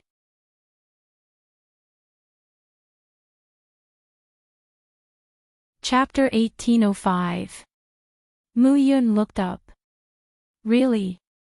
Of course, Yi Liangqiu stroked her son's head and said gently, but Mu Yun has to keep it a secret. Momo and Mumu were still young, so they didn't understand these things, but Mu Yun was sensitive. Although he didn't say it, Yi Liangqiu knew that he was very sad. She hugged Mu Yun again and said softly, "It'll be the Mid-Autumn Festival in a few days." "But, Anlin, where is he?" Mu Yun hugged her with his little hands. "Daddy will definitely come back." She nodded and hugged her son tightly. Soft Sleeve stood under a big tree. She was going to ask Liangqiu to have supper, but she didn't expect to hear this conversation.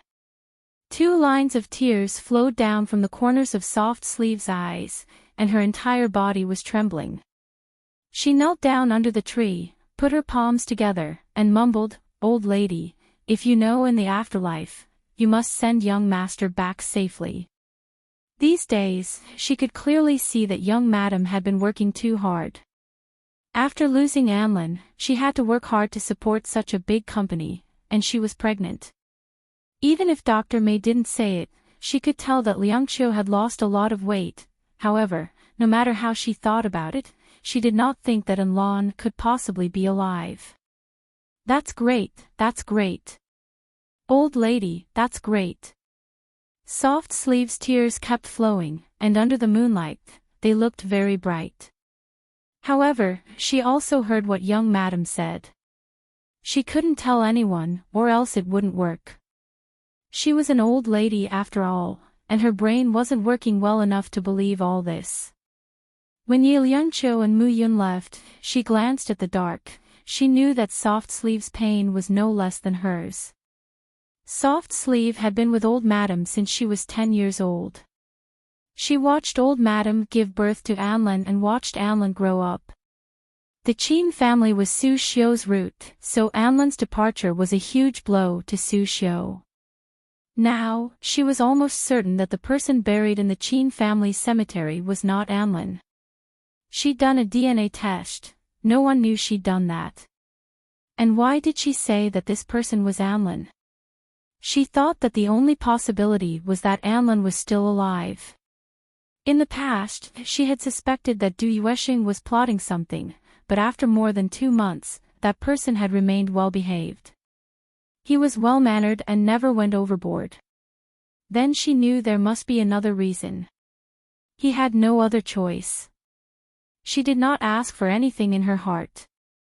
All she wanted was for Anlin to return to her side safely.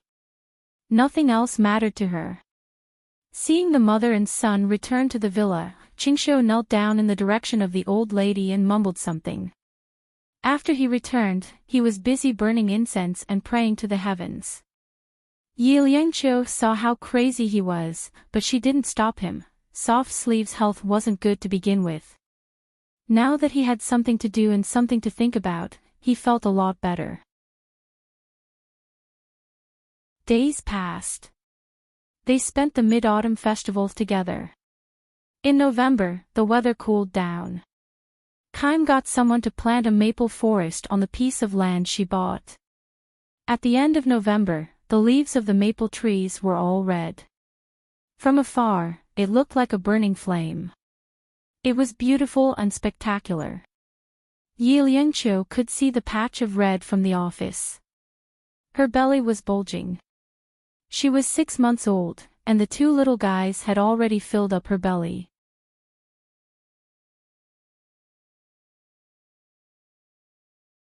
Chapter 1806. Kym, do you think Anlin will like that maple forest if he's still around? She held her stomach as she stood there. Her body wasn't as nimble as before, but her cheeks had gained some flesh due to Su Xiu's desperate nourishment. It looked fine and white, but it was still pretty. Kym stood next to her and followed her gaze. She saw the maple leaf that was like fire. After a moment, he said mildly, "Yes, he will definitely like it." Yi Liangqiu grunted and turned around. "How are the preparations for tomorrow's trip to America?" Kym smiled. "I fly there often, so everything is there. I didn't prepare much." Yi Liangqiu nodded. "That's true. You'll be gone for a month this time. Don't you miss Huan Huan?" She sounded like she was complaining. She felt that he was too cruel to the child. Kym smiled bitterly. "I have no choice. But the nanny at home is very good. It saves me a lot of trouble. No matter how good it is, it can't compare to the company of a father." Yi Liangqiu looked at him. "You should reduce the work there in the future. Let someone else do it for you for a month." She paused. "The company's recently promoted mid-level executives are quite capable. You should let go and give more time to He Huan." Kym was familiar with her. He smiled. "I'm trying my best to improve the company's performance." In these 2 months, not only him, but even Yi Liangqiu had been working very hard. The merger with ATV wasn't that simple. There were too many interests involved. Fortunately, they had all been resolved. Now, he could finally heave a sigh of relief. So he had to go to America more often. After all, Kym snapped out of his thoughts and stopped thinking about it. Yi Liangqiu smiled faintly. "I will give you 5% of my shares." Kym refused. "No, Mr. Yi. You only have 50%. That won't do." Even when President Qin was around, there was no such rule. But Yi Liangqiu was determined. "Based on everything you've done for the Qin family and King Entertainment, Anlin is here. This 5% is what you deserve." She paused. Although ATV has merged with Kym Entertainment, it is still an independent entity. "I plan to leave it to you to manage in the future. Kym, don't let me down." She said this not only because of Kym's ability, but also because it was Anlin's wish. Kym said softly, "We'll talk about this in the future. Right now, I want to develop the branch company in America well. In the next 1 or 2 years, whether King Entertainment can successfully integrate into the global market will depend on the situation there." Yi Liangqiu looked at him for a while and smiled. "Of course." Kym looked back at her and felt that she was a little mysterious. Did Liangqiu know something? That's not possible. He had been very discreet. It was impossible for her to find out. Moreover, President Qin had made arrangements for his funeral. Why would she suspect him? He must be thinking too much. But just to be safe, Kym still had to be careful. 3 days later, America. After Kym finished his work, he drove to a private nursing home in the suburbs. It was located in a very elegant environment and was very well hidden. Ordinary people couldn't get in. The car drove through the main entrance and drove for about 5 minutes before stopping in front of a small 3-story building. It had white walls and red tiles. The building was exquisite and quiet. Kym went to the 2nd floor and pushed open a heavy wooden door. Then he passed through a glass door and entered the sterile room.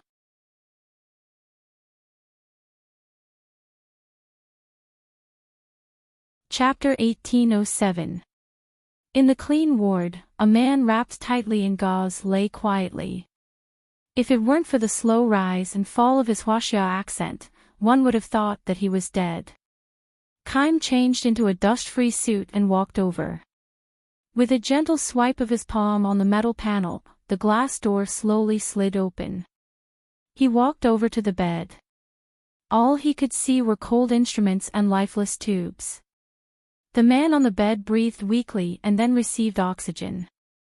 However, he was awake. Only a pair of eyes could be seen. Through the fog mirror, he opened his eyes slightly and looked at Kaim. His lips moved, but he couldn't say a word. Kaim made a shushing gesture and bent down to whisper a few words into the man's ear. The man's eyes opened slightly. His pupils seemed to be dilated. Although most of his face was blocked, from his eyes, it could be seen that he was smiling. He was smiling happily, even though it took all his strength to do so. Even if he lived through today, he didn't know if he would have a tomorrow. At this moment, he was already very happy because she was alive and well and they had 2 children. His children. He had never dared to imagine that Liangqiu would be pregnant. It was clearly just one night of indulgence. There were so many things he wanted to ask Kaim about her and his 3 children. However, he couldn't speak. He could listen, but only when he was awake. Most of the time, he was unconscious. He tried not to sleep because once he fell asleep, there was a possibility that he would never wake up again. Every day, when he opened his eyes, he hoped that Kaim would appear and tell him about her. If he knew that she was sad, he would be sad. If he knew that she was fine, he would be fine too. However, Kaim still didn't talk about her and Du Yuexing. He thought that it was fortunate that he couldn't speak, otherwise he would ask. He hoped that she could find someone to rely on, but that was what he was most afraid of. He looked directly at Kaim. Kaim was stunned for a moment before she smiled slightly and whispered in his ear, "The doctor said that his life will not be in danger after a few more days." For the past 2 months, he had been on the edge of life and death. No one knew how long Qin Anlin could live. And he didn't want Liangqiu to know what he looked like. Suffering once was enough. He didn't want Liangqiu to suffer twice. After hearing Kaim's words, the person lying on the bed remained expressionless. What did life and death matter to him? It was better to die than to live like this. However, he was still a little greedy. As long as he was alive, he could at least look at her from afar. Kaim's gaze fell on his face. Suddenly, he heard the alarm go off, and his gaze froze. Someone came in. As for the person on the bed, his gaze loosened. Was it her? Was she here? Kaim bent down and whispered, "I'll go out for a while." As he spoke, he turned around and slowly walked out. At the door, he placed his palm on the piece of metal. The door closed, and the piece of glass slid past a white wall. It looked like a passageway, and it was impossible to tell that there was another paradise inside. Kaim pursed her lips, walked to the elevator on the other side, and quickly disappeared. A moment later, a slender figure appeared in another direction, but her abdomen was slightly bulging. She walked over slowly and walked to the place where Kaim had been. She had been there for a long time. There was nothing here except for the smooth walls and the faint smell of disinfectant.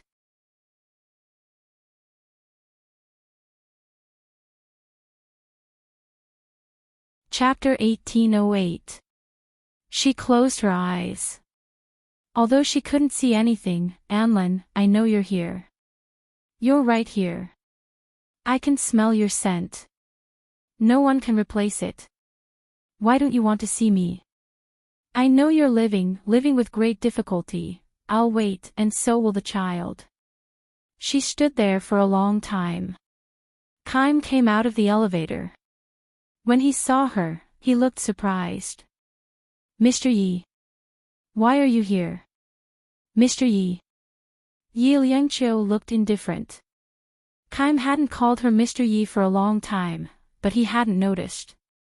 That was probably what it looked like to be nervous when lying. Yi Liangqiu looked at him and said slowly, I came to America for some business. I heard you were here, so I came to see you. Kaim nodded. An old friend is here.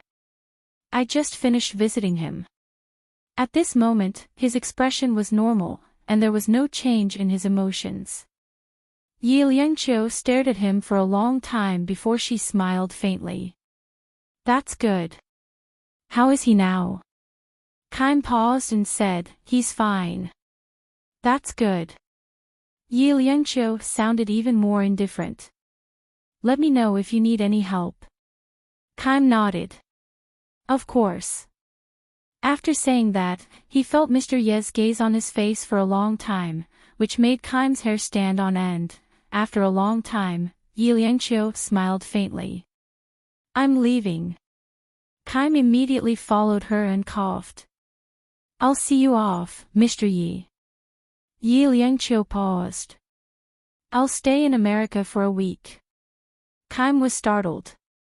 Mu Yun was the eldest son of the Qin family and would inherit the Qin family's business in the future. It was obvious what it meant to send him to the Tang family. Furthermore, the 10-year-old Yi Mu Yun could see that his future was limitless. Momo was still young, and he didn't know if the two in his stomach were round or flat. Wasn't it a little too rash to make such a decision now? Son, did he just send his own son to Tangyu? Wouldn't Tangyu die from laughter? His little heart was smart and cute, but it was a long story. Boyi had businesses all over the world. If Mu Yun went to the Tang family, it meant that he would have to carry Boyi on his shoulders in the future. After all, he wasn't Seiji's biological son, so he probably had to work several times harder. Kaim's heart ached at the thought of this. He wanted to say something, but he didn't have the right to do so. He opened his mouth for a long time, but didn't say a single word. However, the news that Mr. Yi told him at this time still shocked him. Even though they had a good relationship, he was still an outsider. Kaim's heart skipped a beat. He thought about how Mr. Yi had followed him here. It was obvious that he suspected the truth. The incident with Mu Yun was probably orchestrated by Mr. Yi. As for his motive, Kaim did not dare to continue thinking about it. And he didn't dare tell President Qin about this. Kaim felt like he was stuck in the middle, like a biscuit. It was very difficult. Yi Liangqiu smiled. This is Mu Yun's own idea. Besides, she lowered her head. There are too many children at home. I can't take care of Mu Yun, so I just let him do what he wants. Kaim was still in a state of shock. Wasn't this a little too casual? This was his son, not a cat or dog. The driver had already opened the car door for Yi Liangqiu. Before she got in, she looked at the 3-story building again. Kaim, continue with your work. I can go back by myself.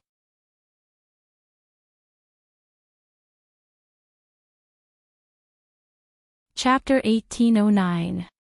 What else could Kaim say? It was obvious that Mr. Yi was suspicious of him.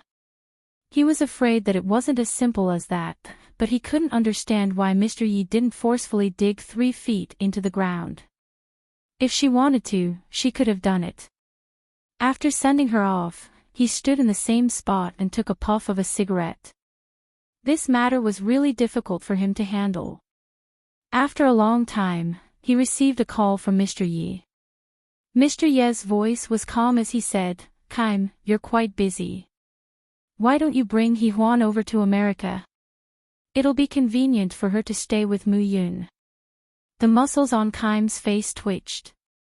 After a long time, he said in a low voice, Thank you, Mr. Yi, but there's no need for that. He was being blatantly threatened. Mr. Yi knew far more than he had imagined. But what could he do now? He was lying there, unwilling to see her. He exhaled again and said in despair, There's a situation. I mean, there's a situation with my friend. I'll tell Mr. Yi as soon as possible. Yi Liangqiu grunted indifferently, seeming to be satisfied. After the call ended, Kaim stubbed out his cigarette and said, "What's the big deal?"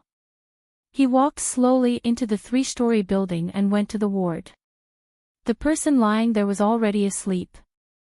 Kaim stared at him for a long time before he said, "Go to sleep. It won't hurt if you're asleep." He sat down. It was only then that he dared to touch him lightly. He asked him softly if it hurt. But no one could answer him. Qin Anlin lay there, lying there quietly, not making a sound. It had only been half an hour since they had last spoken, but Kaim felt like a century had passed. "She came. She knows you're still alive. But I didn't let her see you. I was afraid she wouldn't be able to take it." Kaim smiled bitterly. "She's pregnant. It's not like she didn't guess it. She knows you're still alive. You must be in pain." This kind of news was salvation for her. However, it was too cruel to look at him in such a miserable state. Kaim didn't want her to see it, but she didn't insist. Perhaps she already knew that she was doing this because she didn't want to disturb him. "Live on. I believe that no matter what she becomes, she will still love you." Kaim smiled bitterly. "Live on."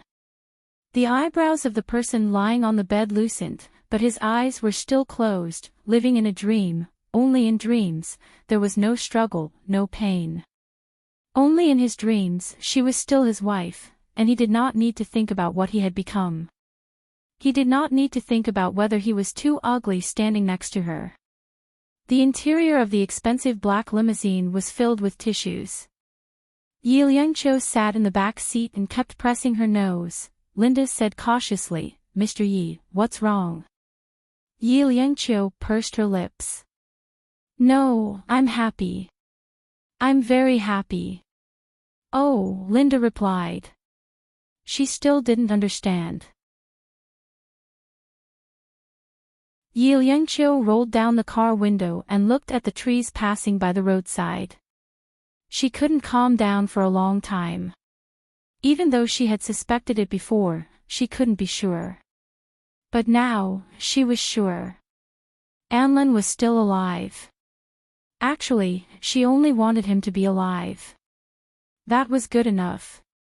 The sound of the explosion still lingered in her mind, and she couldn't get rid of it. She had never dared to think that Anlin could still be alive. But now, he was really alive. Even if they didn't meet, it was good enough to know that he was alive.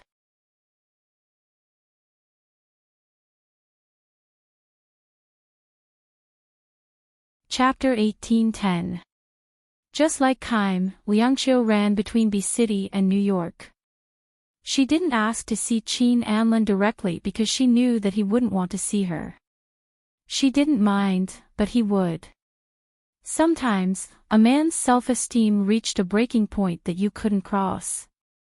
Kaim wouldn't tell her everything, but she was satisfied knowing that he was alive. As long as he was alive, she would accompany him. In another way, she would accompany him. The maple leaves in B City became redder, but she still didn't see him. Kaim's news was always vague. And she waited anxiously. When winter came, she couldn't take it anymore. Ignoring her 8-month-old belly, she went to America.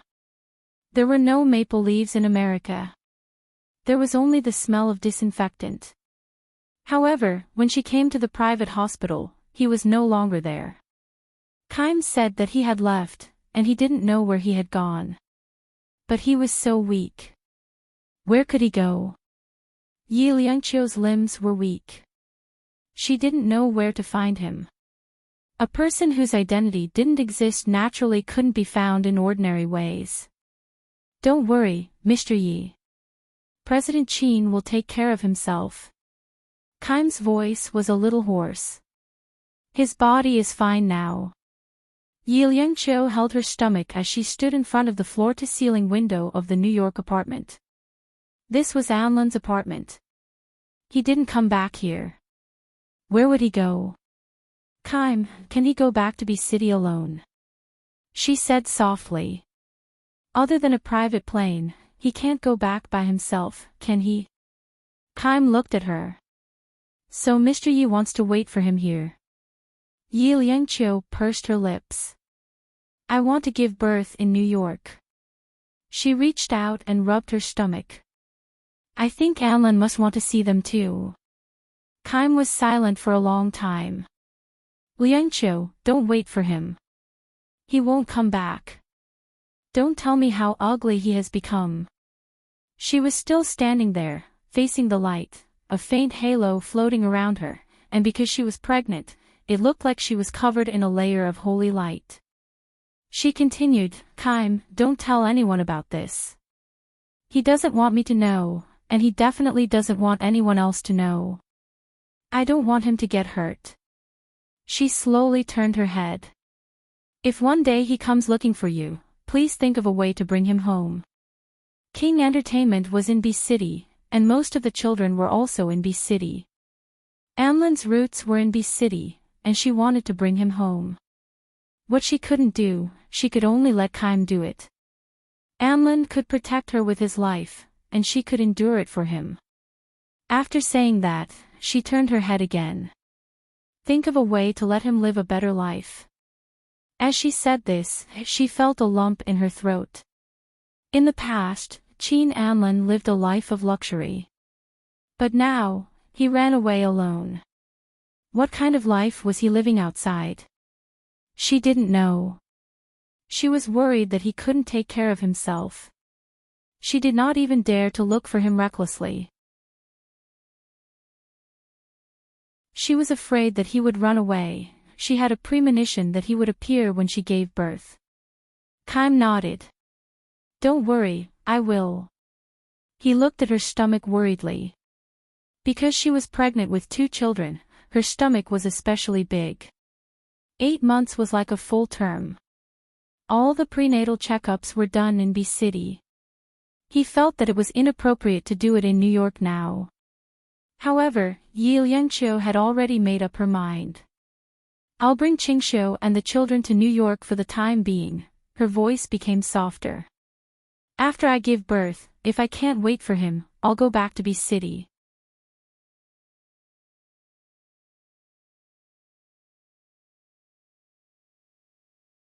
Chapter 18:11.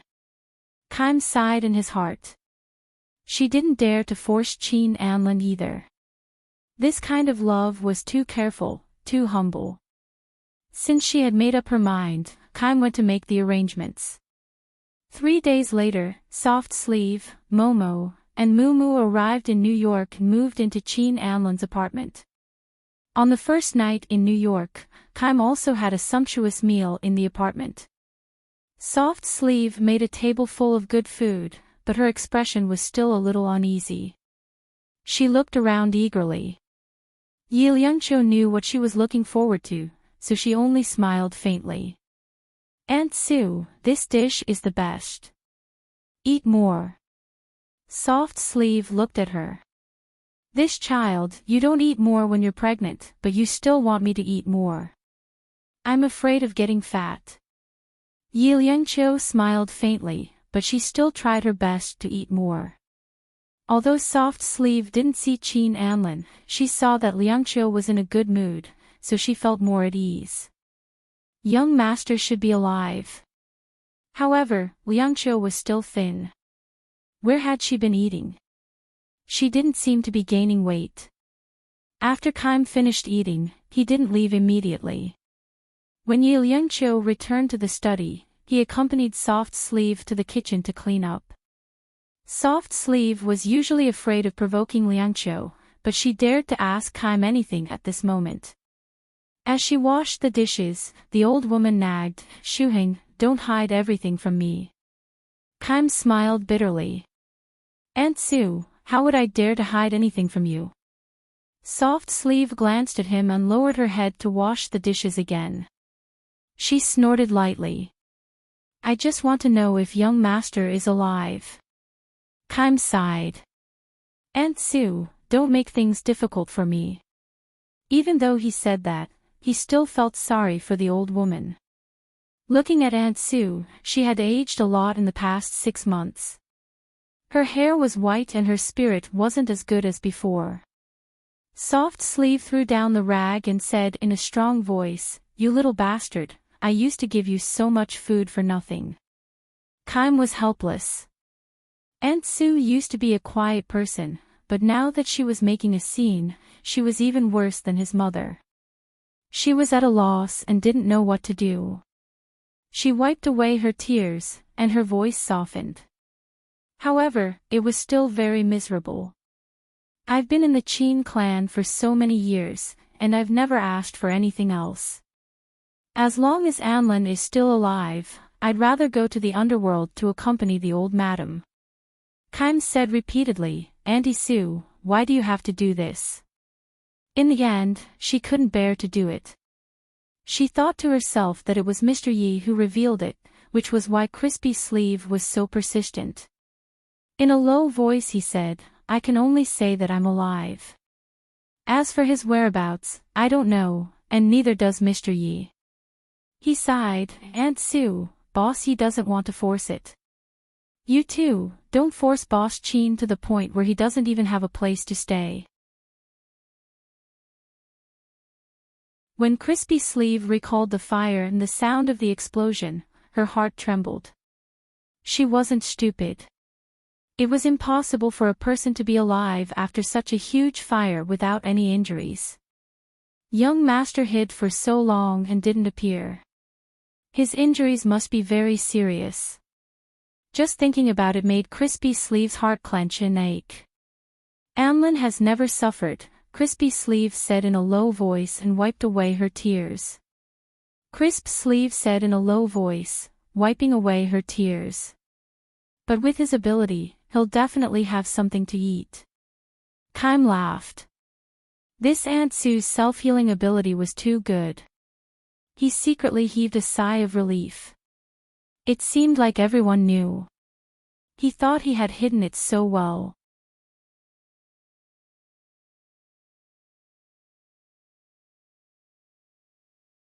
Chapter 18:12. Just as he was thinking about it, Su Xiu's expression changed. After wiping away her tears with her apron, she said mysteriously, "Shuheng, Auntie Su fried bananas for you. They're delicious. And I heard that whatever you eat will nourish you." What was going on? Kime was speechless. Besides, Su Cheng was still in prison. If he nourished her, where would he put his energy? Hence, he raised his hand. "No need. Thank you, Auntie Sue. It's getting late, I'll leave first." Auntie Sue had already pierced a banana. She held it in her hand. "It's delicious. Auntie Sue, eat it yourself." Kime coughed lightly. "You'll need it." Su Xiu watched him leave and shook her head. "I don't like to eat this." "Do I still need it?" She repeated it again. The more she listened, the more she felt that something was wrong. Then, she shouted, "This bastard!" Meanwhile, Kime had already walked out, feeling a little more relaxed. When he reached downstairs, he opened the car door and sat in the car. Just as he was about to start the car, he was stunned. Because there was a man sitting in the driver's seat. A familiar yet unfamiliar man. The man was dressed in black, wearing a black shirt and black pants. The hoodie covered his face, revealing only his side profile. Was it President Qin? That side profile was still as perfect as before. Kime heaved a sigh of relief. President Qin. Qin Anlin looked at him. In the dark car, he didn't take off his hat. He just lit a cigarette and said slowly, "I need $1 million. Do you have it now?" His voice was extremely hoarse. It was obvious that his vocal cords had been injured. It was a little uncomfortable to listen to. Kime was already a high-ranking official. Transferring $1 million was just a small amount. He wanted this amount because he didn't want to alarm Liangqiu. Kaim looked at him and nodded after a while. President Qin, Auntie Sue, and Liangqiu are all upstairs. Qin Anlin held a cigarette in one hand and smiled faintly. I know.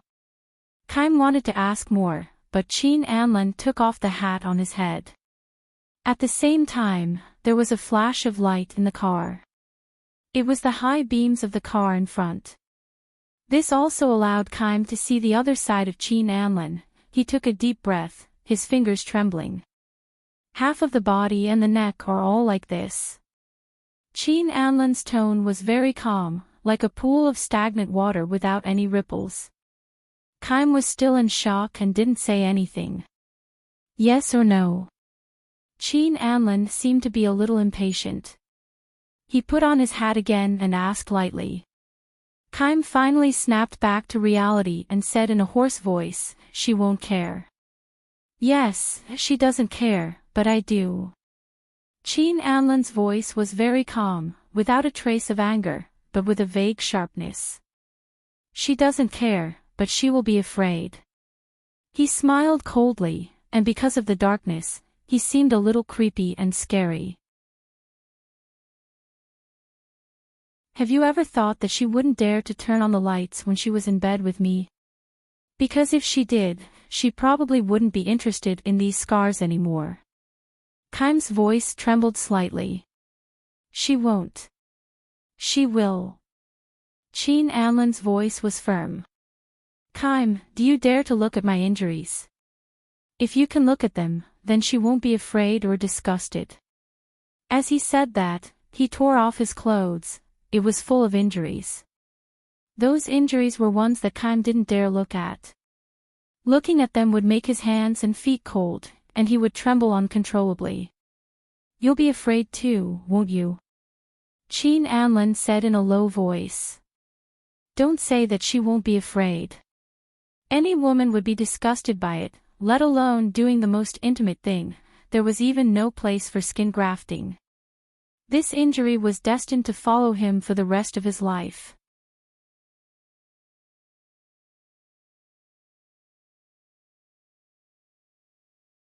Chapter 1813. When Qin Anlin tore off his shirt, Kaim was stunned. He had never seen it before. Qin Anlin had never let him see it either. In the dark space, Qin Anlin's hoarse voice rang out, Now, can you still say that she's not afraid and that she won't despise you? After a long time, Kaim said with difficulty, skin grafts can be done. Especially on her face. The corners of Qin Anlin's lips curled up slightly. From the side that was intact, it looked the same as before. Do you see the skin on it? It can be done on the face, but not on the body. Was he going to have to turn on the lights and wear his clothes every time they made love in the future? He had no illusions. Sometimes, a husband and wife were separated by a piece of paper, fragile and pale. Kaim watched as he buttoned up his shirt. After a while, Qin Anlin pinched a cigarette between his fingers and took a puff. Faintly, he asked, 1 million. Do you have it? Kaim's gaze was straight and his voice was filled with helplessness. Yes. This was an easy thing for him to do, and he could do it in a way that would not make it obvious. Qin Anlin patted his shoulder, took another puff, and put it out. I'll wait for you here at the same time tomorrow. Kaim watched in a daze as he got out of the car and quickly disappeared into the night. He looked at the extra pack of cigarettes on the dashboard and took it. It was a normal pack of cigarettes that cost about $1. It was very cheap. In the past, President Qin would never have smoked such cigarettes, but Kaim closed his eyes, feeling conflicted. After a long time, he laughed bitterly, lit a cigarette, and took a deep puff. Leaning back in the seat, he looked at the moon in the sky and started the car with one hand. The next night, at the same time, he drove over. When the car stopped, he sat down and smoked a cigarette. The night was like a curtain, and the stars in the sky sparkled. Kime could see that he was a little lost in thought. In the dark, a figure quickly opened the car door and got into the car, sitting next to him. Kime tilted his head and looked at the person, feeling very conflicted. He didn't think it was good. He thought it was unfair to President Qin. Losing King Entertainment was one thing, but did he have to lose his wife and child as well? Kime's voice was a little depressed. President Qin, here's $1,000,000 yuan. Actually, you can. You don't have it. Qin Anlin took the bag from his hand. It was cash. He pulled it open to take a look, then closed it again with a calm expression. Take good care of them for me. Just as he was about to open the car door, Kime's voice rang out. Are you really going to push her to someone else? Qin Anlin's hand stopped, and his body was tense. He seemed to hesitate for a moment before he said self-deprecatingly, What do you think I can give her in my current state? Apart from not being able to give her a complete married life, can I go out with her like this? Kime, I can't. I'll live a life that's neither human nor ghost. I'll be like a monster that haunts the night. He paused for a moment and repeated, yes, like a monster, unable to do anything, appearing and disappearing in the dark. Kime's mood was terrible. She won't mind. I said I mind. Qin Anlin's voice was calm. Since I can't give her anything, I might as well let go. Kime's eyes were a little hot. Can you do it? I don't believe you can.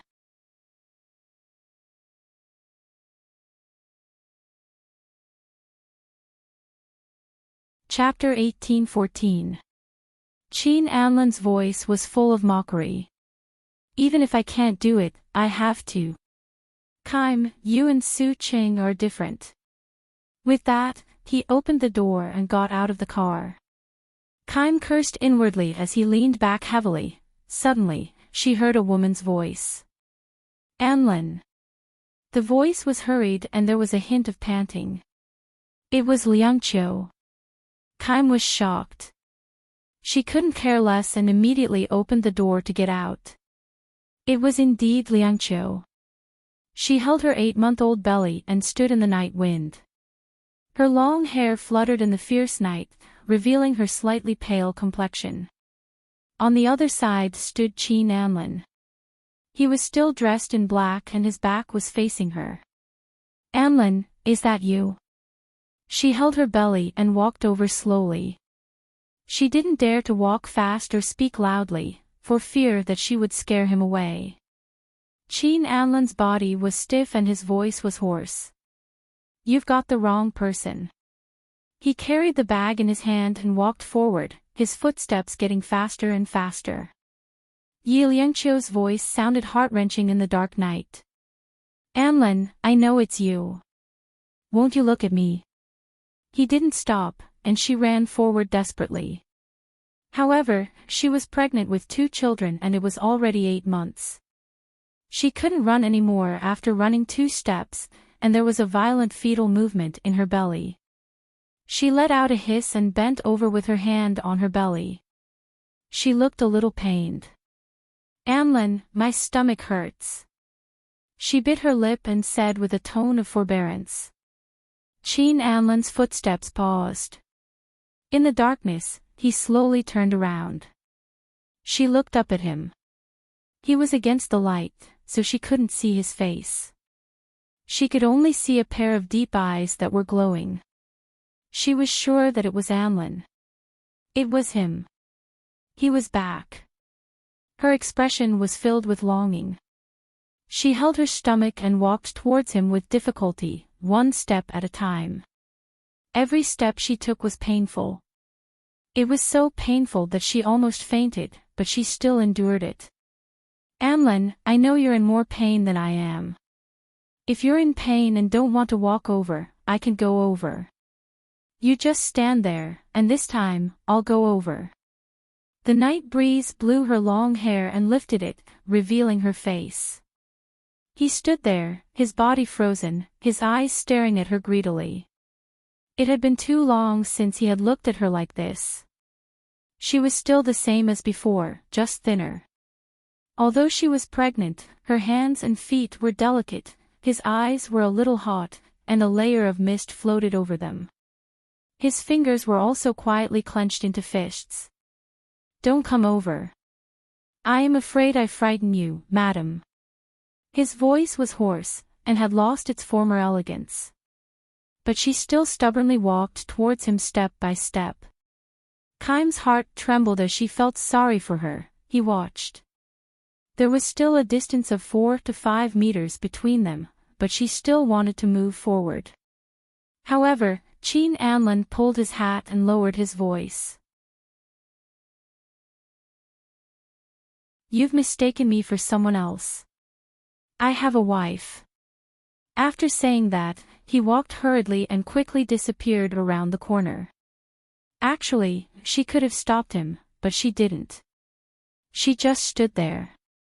The moonlight was like water, and it also reflected the tears on her face. Kaim walked forward carefully and reached out to support her. His voice was gentle. "Mr. Yi, do you need to go to the hospital?" Her agitation had disturbed the fetus.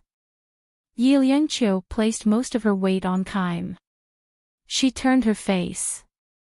"Kaim, you're good."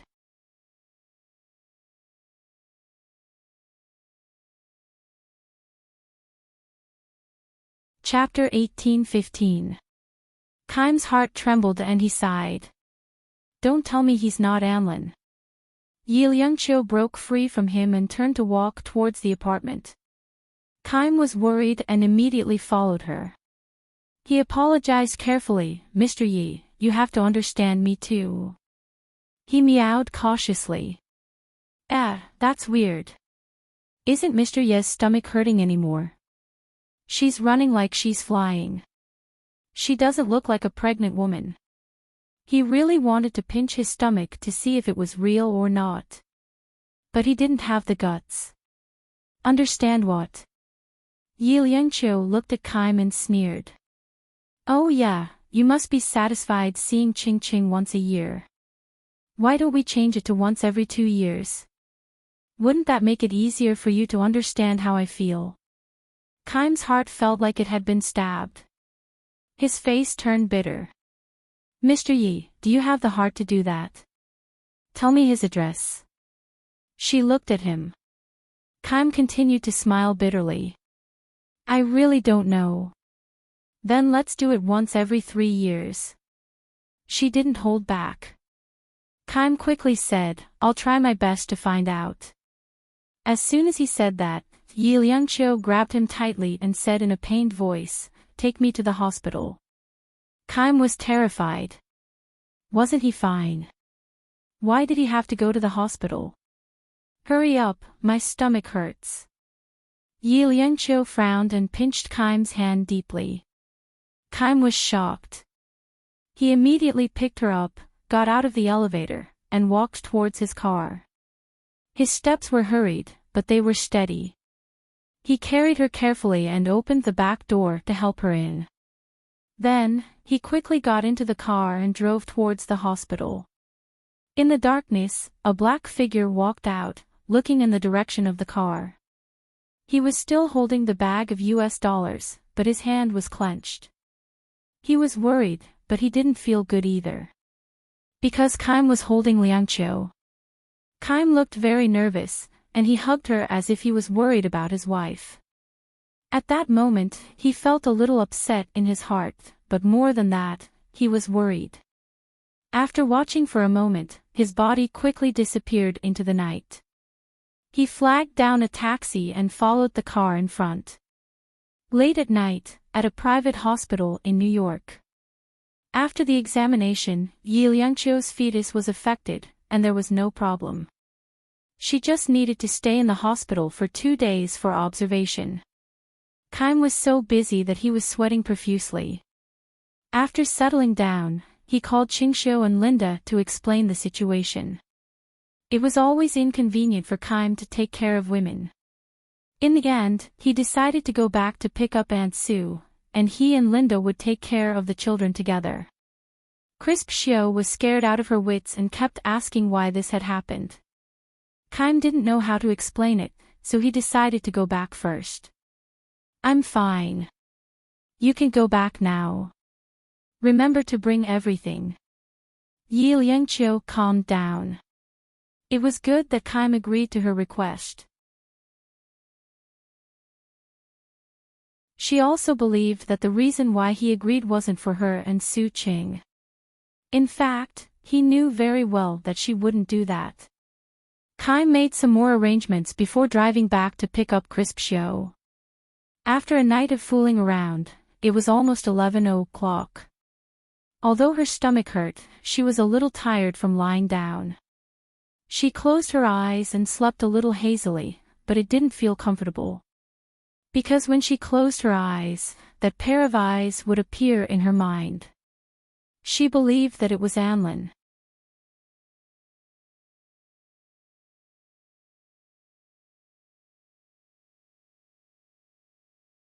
Chapter 18:16. She placed her palm on her lower abdomen and stroked it gently. Her voice was low and gentle. Baby, Mommy has found Daddy. He's still here. Her abdomen wriggled again and again. She cried and laughed at the same time. She pressed her tear-stained eyes and face against the pillow. It was cold and then warm again. Mommy has found Daddy. Her voice was soft like a little girl as she whispered, no matter what Daddy has become, Mommy still likes him. Do you think Daddy still likes Mommy? She smiled faintly, filled with happiness. In her palms, there were two children moving around happily. Tears flowed down from the corners of her eyes and down her nose. She sniffled, looking a little embarrassed and disappointing. However, she was happy, she wanted to cry, and she wanted to laugh. She saw him. She saw her Anlin. He was alive. He did not lose a hand or a leg. He was alive and well. She closed her eyes and the corners of her mouth curled up slightly. Outside the door, the hospital corridor was too cold and cheerless. A dark figure stood at the door of the ward for a long time. Separated by a door, separated by a wall, was his wife and his child. He longed to see her, but he was afraid that she would be scared when she saw his face.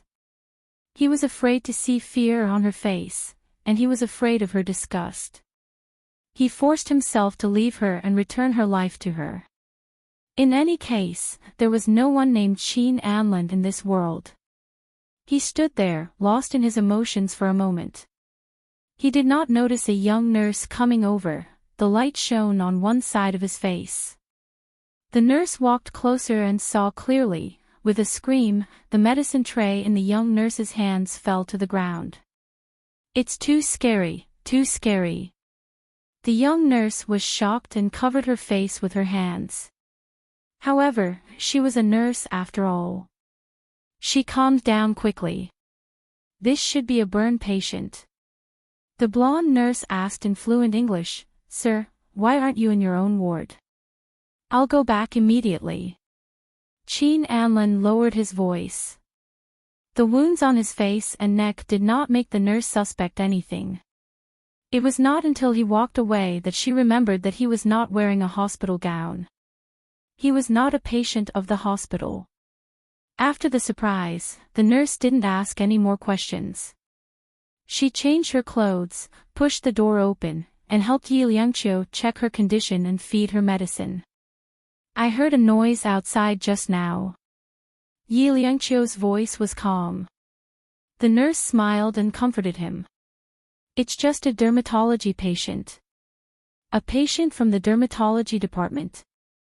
Yi Liangqiu immediately asked, what kind of patient is he? She hesitated and asked, how is his face? The nurse thought for a moment. Half of the face is fine, but the other half is ruined. Even skin grafting is difficult because the skin on the face is uneven. After at least 5 or 6 surgeries, the results are not ideal. She paused for a moment before continuing, there are also severe burns in his neck. It should be a full-body burn. Yi Liangqiu clenched her fists in the quilt, but there was a faint smile on her face. I see. Yes, it's a little scary. The young nurse smiled faintly. But God will bless and treat everyone fairly. Yi Liangqiu did not speak, but she thought to herself, your God can't protect Anlin. The nurse helped her adjust the quilt and went out, leaving a dim yellow light behind.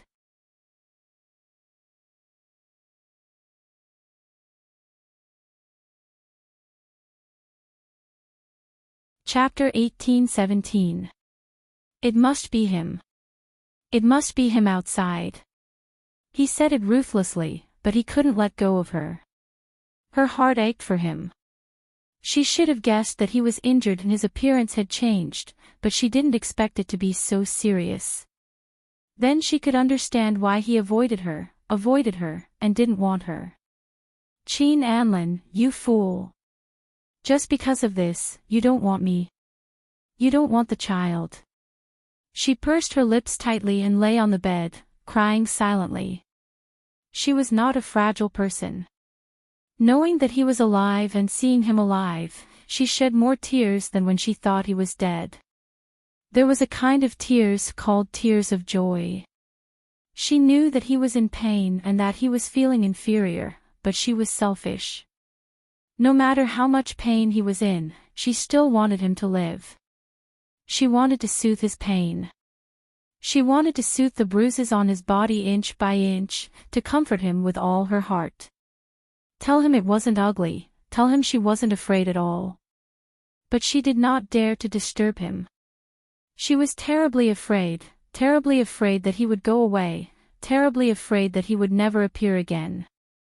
She even regretted giving Kaim the chance to give him money, but she was also afraid that without money, he would have a hard life. His heart was conflicted. He was always too tired, so he fell asleep just like that. When Aunt Sue arrived, it was almost 12 o'clock. The old lady's health was not good and Kaim felt a little guilty.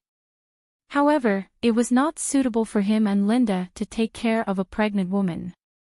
After apologizing, Qingshu was anxious. I'm still healthy. When he got out of the car, his steps were a little hurried, and Kaim hurriedly helped him up.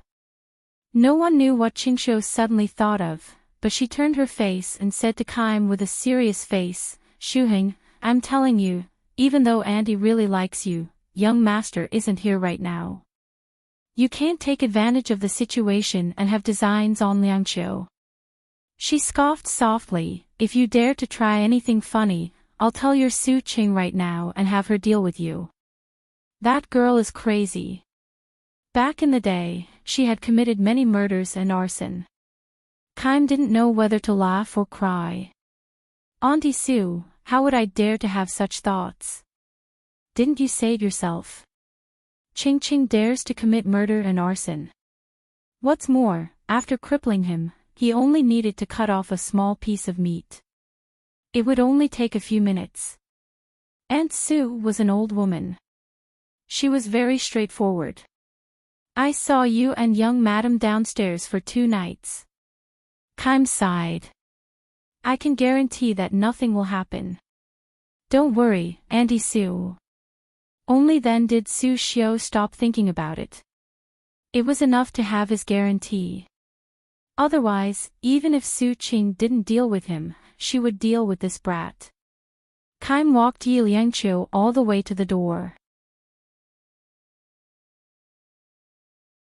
Through the crack of the door, she saw that Yi Liangqiu had fallen asleep, so she said bitterly, Mr. Yi is asleep. It's not convenient for me to go in, so I'll leave first. The doctor said it's not a big deal. Aunt Sue, you should also sleep tonight.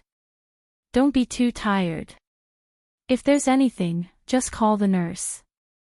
Su Xiu nodded. Calling him Mr. Yi is good enough. In the future, just call him that. Calling him Liangqiu is too intimate. Kaim was speechless. He lightly coughed. Aunt Sue, you should keep an eye on Du Yuexing. He has liked Mr. Yi for a long time. Moreover, he was entrusted by President Qin. Naturally, he's different. Su Xiu lightly snorted. That Mr. Du is not bad, but he's already in his 40s. He's older than Liangqiu by 10 years. Impossible. How optimistic. Keim smiled. Without saying anything, he left first.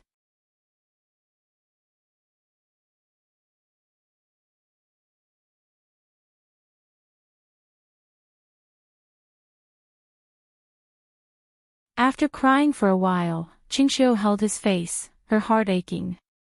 Why don't you go home? Liangqiu and the children are waiting for you. She already knew that you were alive. I also heard her secretly telling Mu Yun. Auntie Sue, look at me now. Can I still go back? Qin Anlin laughed bitterly. Also, Liangqiu said it on purpose for you to hear. She wants you to live well and not be too sad. Am I not sad now?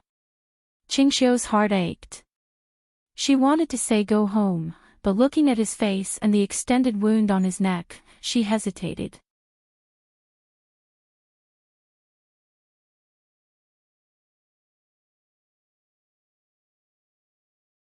Chapter 18-19. Qin Anlin looked at Soft Sleeve with a slightly bitter gaze. He put his hands in his pockets and looked at the night sky outside the window. Aunt Sue, rest early. I'll be fine outside. With that said, he gently placed his palm on Soft Sleeve's shoulder and smiled bitterly. Don't worry. Soft Sleeve's tears streamed down. How can I not worry? How can you be alone now? Her heart ached.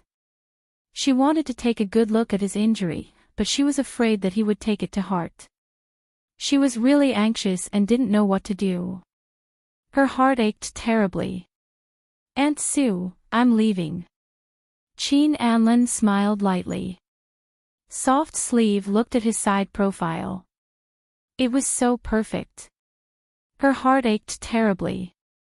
Her young master used to be so perfect. Her fingers touched his handsome face. Her voice was a little shaky. Anlin, don't you want Liangqiu anymore? Her fingers had a faint warmth as they pressed against his face. It had been so many days. He told himself that he had to live. He told himself that Liangqiu was waiting for him. He had been persevering, but there were also times when he was weak. When he supported his weak body to get out of bed, he walked to the mirror and gently removed the gauze. That devil-like face still shocked him. That face, even he was afraid to look at it, not to mention others. His body was also badly damaged and tattered. He was like a monster with half of his body. That day, he supported himself with both hands in front of the sink and let out a strange and miserable laugh. He cried like a child. He forced himself to give up Liangqiu. That kind of pain was even more painful than the pain in his body. And now, this kind of pain was comforted gently because of Soft Sleeve. At this moment, he was like a child. He couldn't bear to leave, couldn't bear to give up.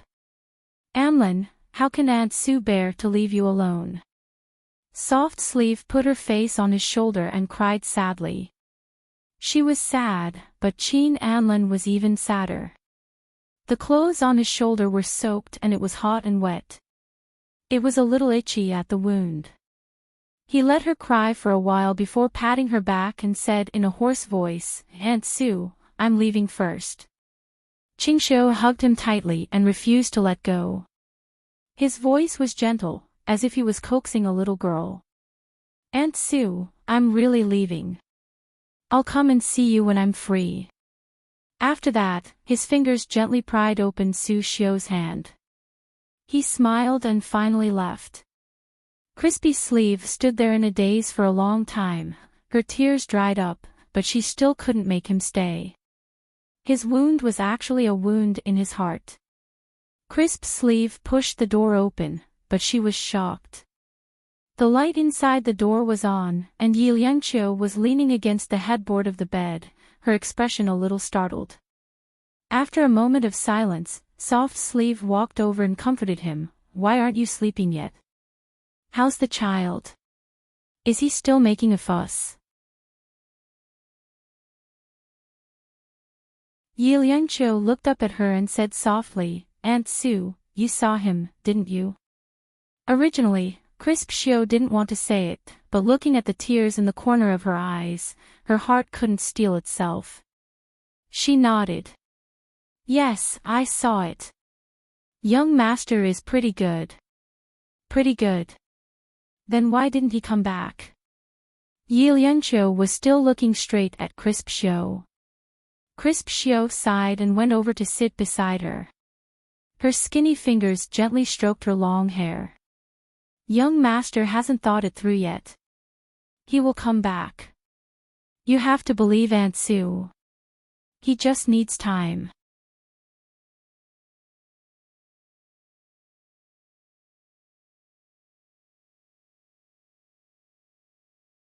Chapter 18-20.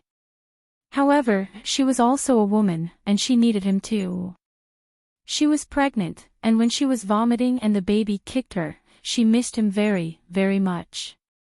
Su Xiu's heart ached, and she kept coaxing her. "Liangqiu is very good. If Anlin doesn't come back, Aunt Sue will beat him for you."